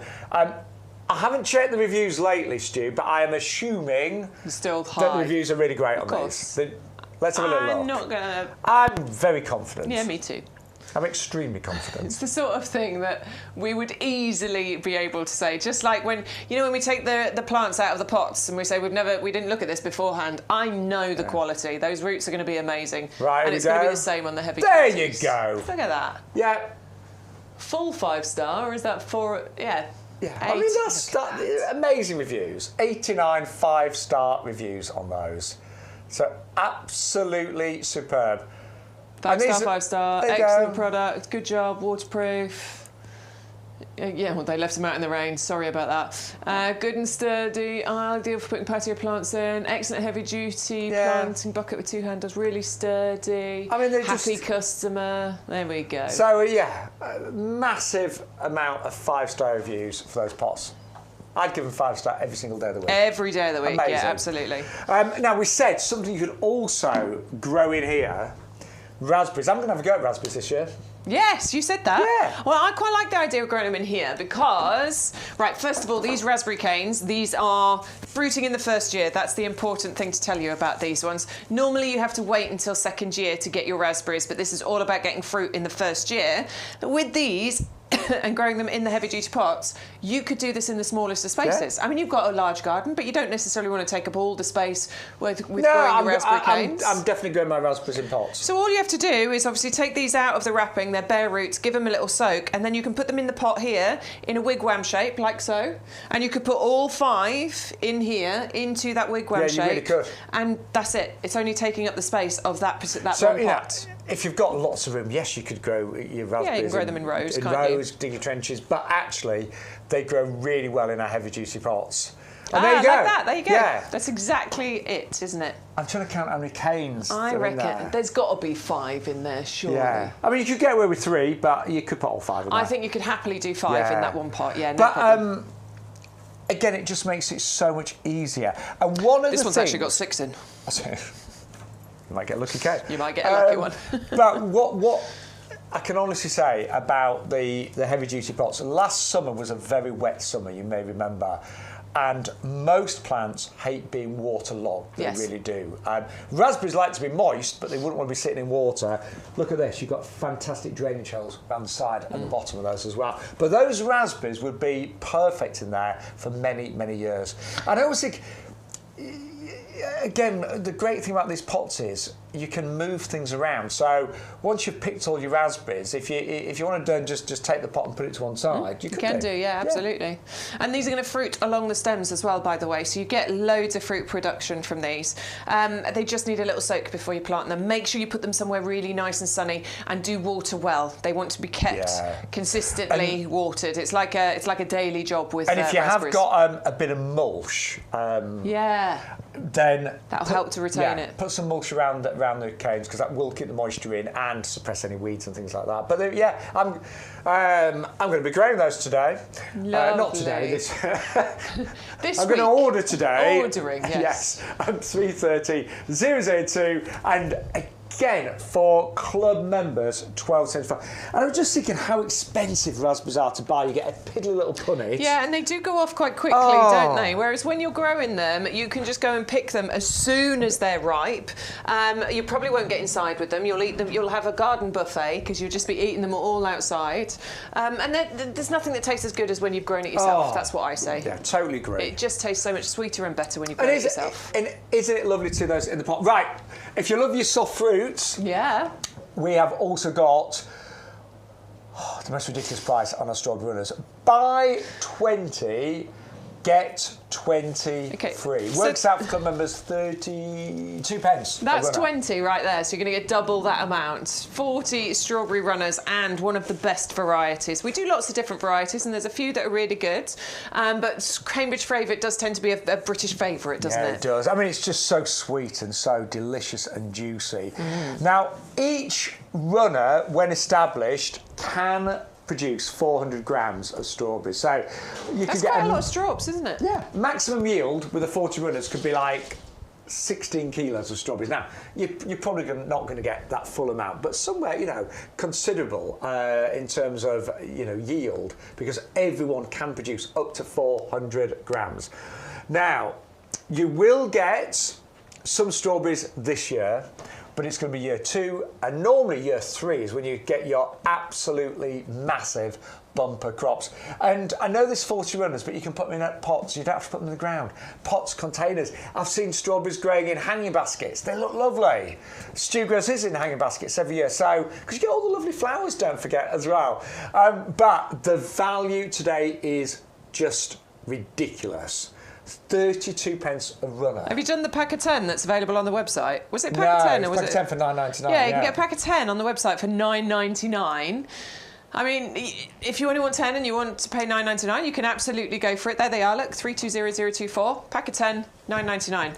For £5 more, you're going to get 30 additional runners. You're going to get 4 times the amount. And I mean, yes, you're saving a fortune, but also it is that enjoyment and it is about that taste as well. So many, I always find that when you buy strawberries in the UK in a plastic punnet, quite often they're just tasteless, aren't they? It's so really disappointing. And I don't want to add sugar to them and stuff, but I don't want to do that. No. I don't want to add sugar to them. No.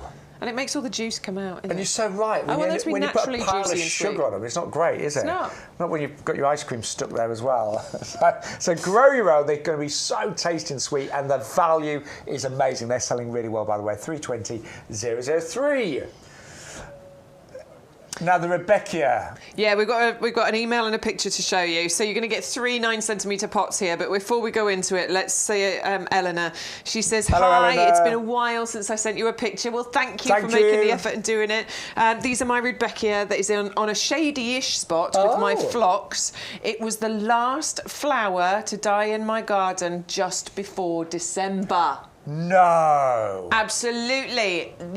Eleanor, you are saying exactly what I keep saying about this, that it's a transitional flower. It lasts for ages. It does take you through from summer into autumn, but just before December, I think that is a phenomenal result. And look, there's a lovely bee on that one there as well. And yours is looking amazing, Eleanor. Congratulations. And I like the fact that Ellen said it's a fairly shady border, because we normally say the more sun the better. They can cope in it. They love being in a sunny spot, but again, that border that I've got most of that in, that's not full sun. It's the mostly shady one. It only gets afternoon sun, and only from about sort of 2-3 o'clock in the afternoon. So, and it does really well in that border. Yeah.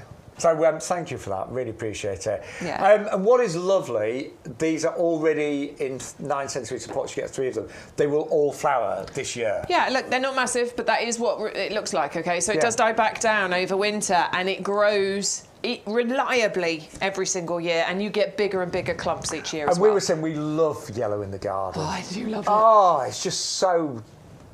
It just makes you smile. It's cheery, isn't it? Well, I think the colour yellow makes you think of the sun. Yes, and the sun makes you think of warmth. Yeah. That's what it does. You know, it makes you happy, doesn't it? And I love the fact that you just get so many flowers. You really, really do. So again, $12.72 for club members. And thank you to everyone that's ordered those. Right, we've also got for you our Niphophia, the red hot pokers. Been really popular, actually. I'm so glad. Honestly, I was quite pleased about this. The deal is amazing. You're going to get 5 bare roots for £9.99, first of all. And we do bring you red hot pokers in pots, and we'll probably bring them later on in the season, won't we? Yeah. But you won't be getting 5 of them for £9.99. That's just not going to happen. Bare roots are exceptional value for money, and they're really easy to plant. All you need to do is soak them a little bit before you plant them, and then you are good to go. It's exactly the same as planting a potted plant, just with that extra step of soaking the bare roots. And all of our bare roots, they've always got full instructions on the front in terms of planting depth. Our website is brilliant. You'll always find all the key information you need. And Bex and I and the team, we've been putting lots of online videos with a lot of our most popular plants. So quite often you'll see a video where we'll talk you through step by step what you need to do. But they will produce the most amazing, glorious flowers, these huge spikes of oranges and yellows that arrive in late summer and just look, well, outstanding. I always think that red hot pokers look look really tropical. They do. Don't they? And this is why it's going to work brilliantly in your tropical area in your garden. Yes. They get nice and tall as well, so they can get to, 4 feet in height, actually, these spikes of these flowers that come up. They have grassy foliage at the base there, so it doesn't compete with the flowers, is what I want to say with that. The flowers do rise up above it. Pollinators adore them, and they can grow. They want to be in the sunny spots. They want to be in the sort of sun-baked areas of your garden. So make sure you're thinking about that when you plant them. They're pet friendly as well, by the way. Oh yes, yes, we've been. We get more and more questions about pet-friendly plants, don't we? Yeah, so we're pretty good on it with the house plants, but I'm starting to gen up on it with the outdoor, with the garden plants as well. And if if that's a concern to you, that one is a pet-friendly one. I think particularly when you've got like a young puppy and things Agreed, like that. yeah. And I've got a cat, and to be honest, he seems very savvy. Yeah, no, my little pup, he wants to chew absolutely everything. The older one, we've taught him not to chew plants, because even when they're pet-friendly. You still don't want to encourage them to chew on those plants.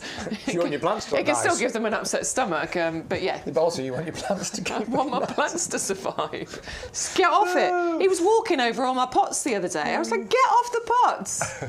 Just stomping over everything. Oh, bless. Didn't care. It's cute. Sorry, in my head I was just thinking what to plant named a red hot poker. And I was thinking agapanthus could look quite striking. Yeah. Yeah. Yeah. That could look really good, doesn't it? Especially if you get the bluey coloured one. Yeah, that's what I'm thinking. Because I think that'll the contrast with those colours. Anyway, you get all 5, really popular today, £9.99. Postage is included on everything now on the YouGarden shows. So free postage.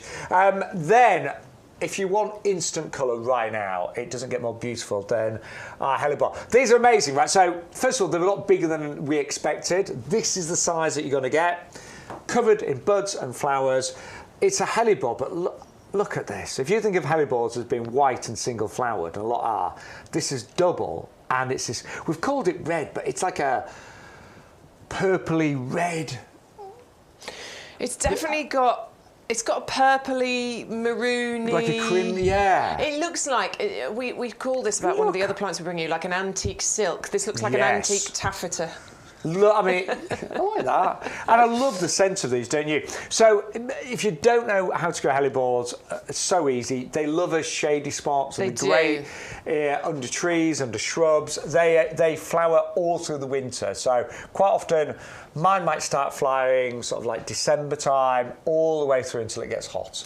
Yeah, and that's the great thing. It is about having those flowers when, it's a bit miserable and a bit cold and a bit grey outside. These will just brighten you up. When you go and have a little wander around the garden, they will put a smile on your face. And in one of the most miserable months of the year, February.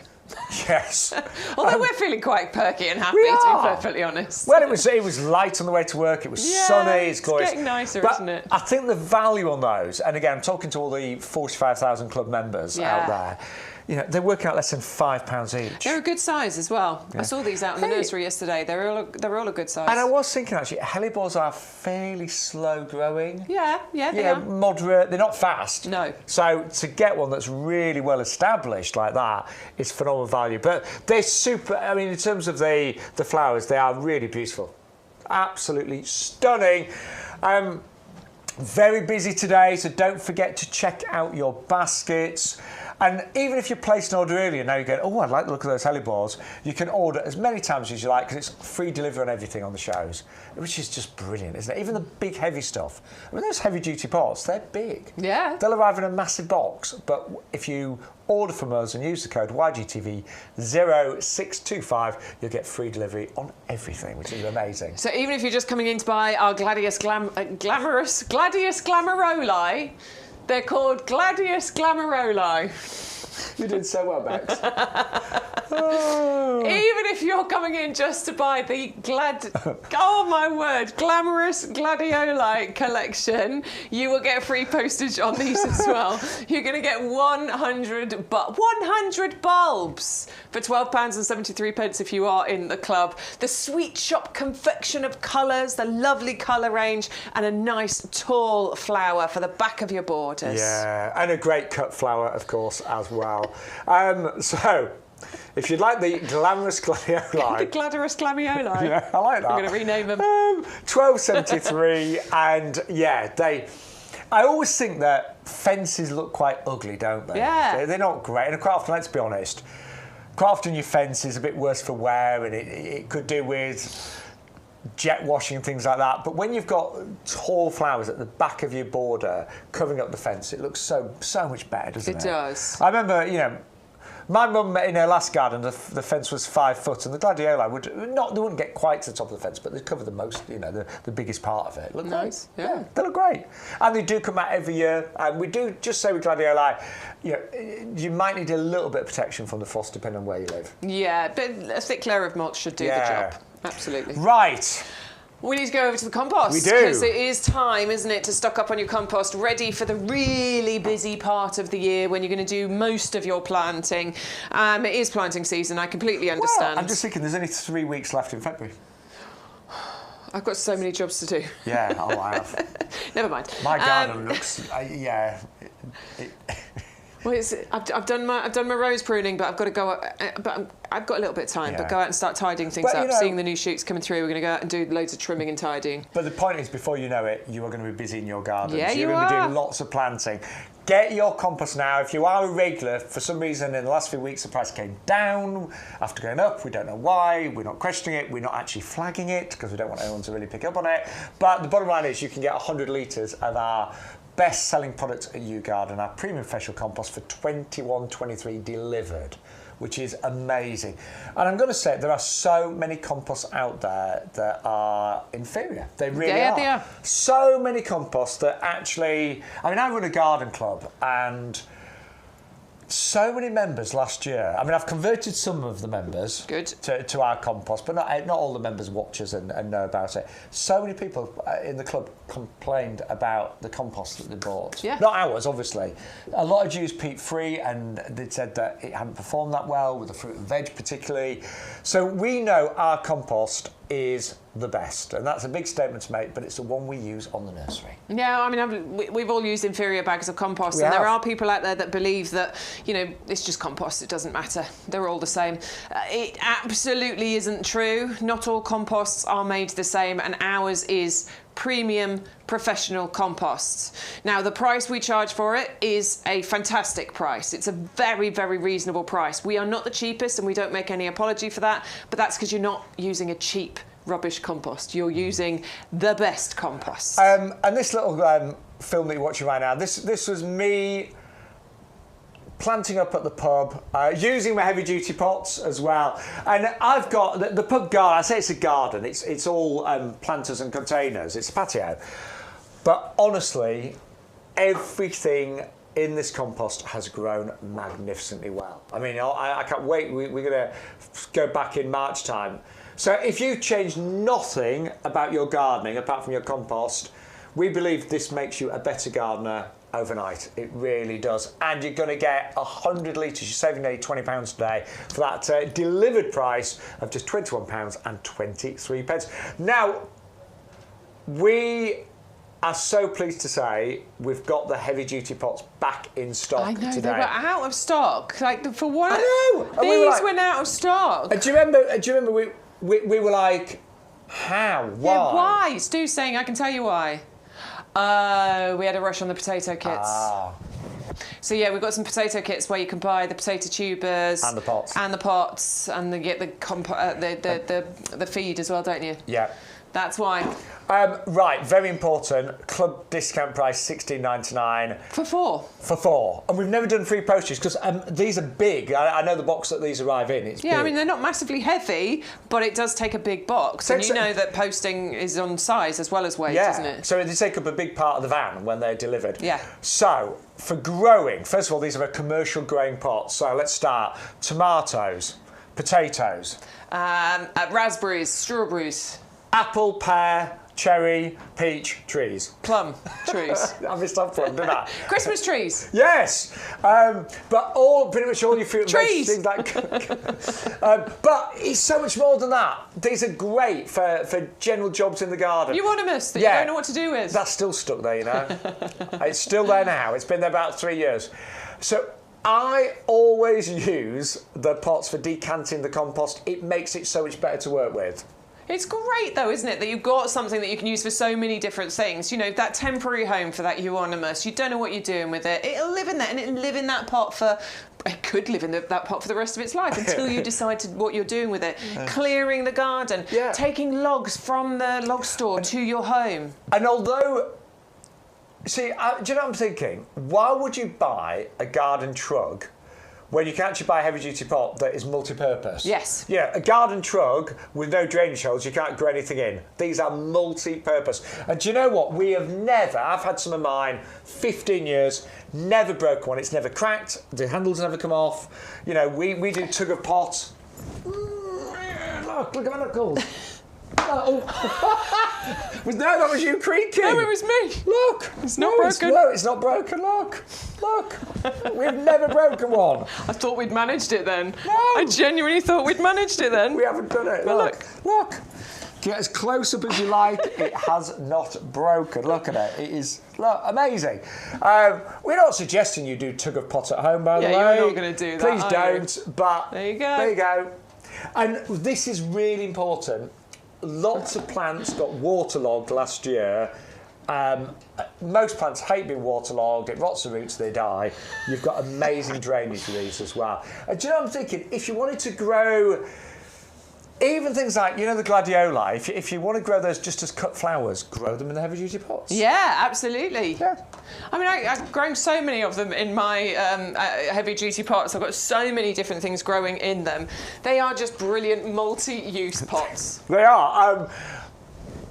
4 of those, $16.99, $4.25 a pot. It works out absolutely amazing. There's a big surge on those. We've just got them back in stock today, and it's the first time that we have managed to do them with free postage. The postage on those would normally be, I'm going to guesstimate on our website, the postage is what, $6.99? It's got to be, surely. I'd have thought so. Anyway. Some items are $8.99. Some of the larger items are $8.99 delivery.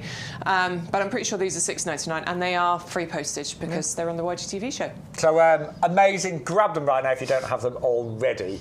Ryan. Yes. Ryan puts our deals together. Yeah, not me. I'm Shaun Ryan, but I don't put the deals together. Ryan. Yeah, I met Ryan the other week. He's lovely. He's a lovely guy, isn't he? Yeah, he does an amazing job. Right, really popular. We've got a whole...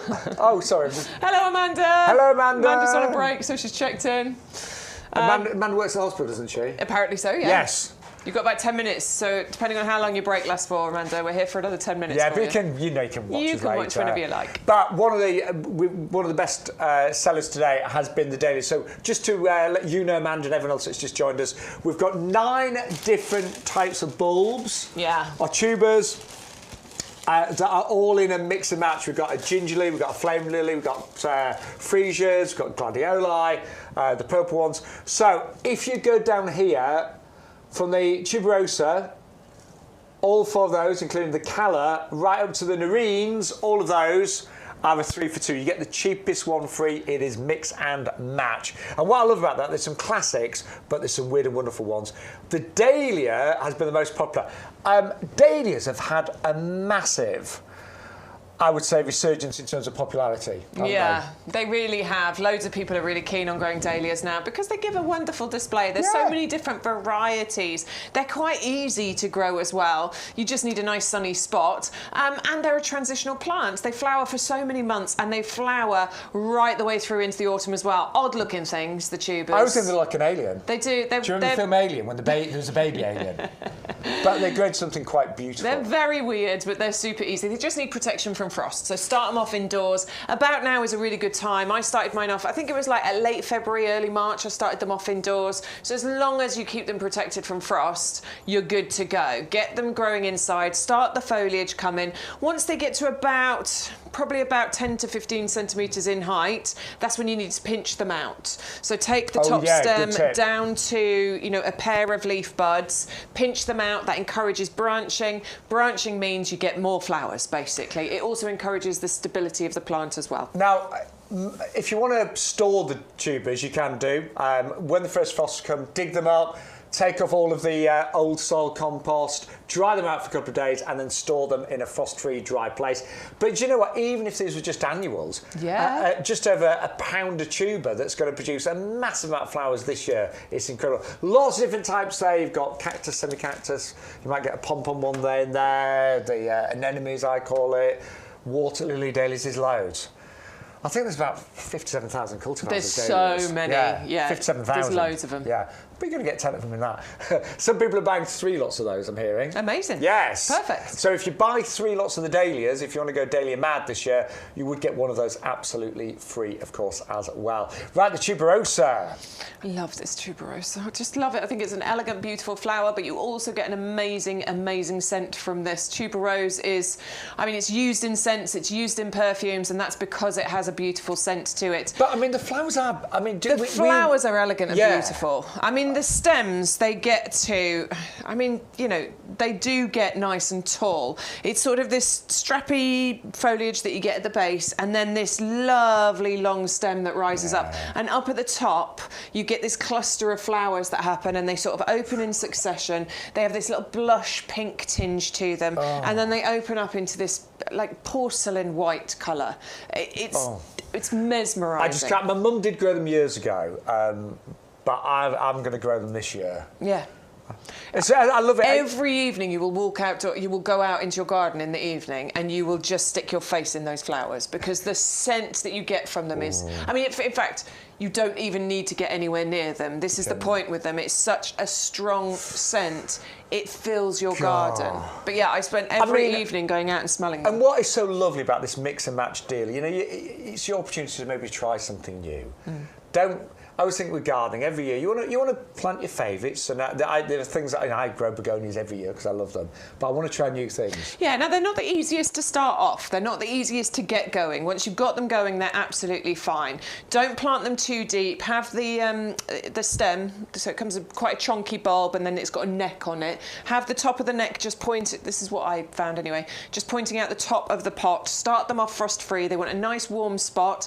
Maybe your heat mat. Do you remember that heat mat? Yeah. That might just give them a little boost. Don't know, maybe try some on, some out, some not on it, see if that makes a difference. My mum's got a nice warm conservatory that gets a lot of sun, so I might try some of that and then try some on a heat mat. Yeah, and see whether it works, see if it makes a difference. But yeah, the ones that you start seeing green growth come through, and then it's just away they go. But you do need to protect them from the frost. Yes. So that's you know, wherever you start them off, make sure it's frost free. Right. Oh, there you go. See, there we are, look. Just poking out the top there, tuberose. You can see my little stick there. And that's how many I planted. And then it turned into this lovely. And you can see my tomato plants. Oh, you see my trichospermum just at the back there as well. Look. Right, we've just been asked what's the most popular item on the show now. I'm going to say the dahlias. It's got to be dahlias, or it's going to be Kniphofia. Oh, it was the favourite, Kniphofia. Something else has shot past it. Is it the Hellebores? It's the Hellebores. Is it? Wow. Yeah, of course it is. Well done. I mean, the value on these at home, you are getting 3 of them. They're big. They're already well established. They should arrive covered in buds and flowers, and they are extraordinarily beautiful. You know, they're doubles, and they've got this lovely, we called it red, but it's like a red, purple, burgundy, all sorts of colours in there. Red, purple, burgundy, maroony. And I think if you're looking for something right now to go in your garden that looks fabulous, it does not get better than the Hellebore Double Ellen Red there. $569.68. Club price that is only $14.42. Work out less than £5 a plant. Hellebores are expensive when they are the more unusual varieties. And even the classic kind of single whites are not, you know, they're not that affordable. So the price we've got on the Double Ellen is amazing. And they will flower all the way through to, you know, April time. Sometimes I get the odd random fly in summer. Yeah? Yeah, I mean, the odd one. Yeah, I mean, you're only going to get an occasional one. But yeah, I mean, to be honest, if it's in a nice... They want to be in a shady spot. Don't put them somewhere too warm. They won't like that. And also, although they like the sort of moister, shadier spots, if it's too moist and it stays to like that... I lost some Hellebores just because of my clay soil, basically. They don't like that. I'm really pleased they've been popular, though, because that is an amazing deal, and they're stunning, aren't they? I've got lots in pots on down some steps, and they look amazing at this time of year. And I've got crocus just coming up around them as well. Hey. Right, our poppies are next. This is the deal of the week. So it's a buy 5 bare roots and get 5 absolutely free. 10 Oriental poppies, amazing. Characteristic dark splotches in the centre, lovely colour combination. Very, very simple to grow. Just give the roots a soak and then plant them out into your sort of chosen location. Bright sunny spots, absolutely fine. Part shade probably can cope with, but they like sun, don't they? And they will grow to, you know, about 70 centimetres in terms of height. What I tend to do with my mums, cut them right down after they've flowered and they bounce back with new growth, and sometimes they do flower late summer as well. The pollinators love them. The flowers are big and blousy. I've just been asked how far apart you'd want to plant these. Well, they are going to grow eventually. They can get to about 60 centimetres in terms of width. Yeah.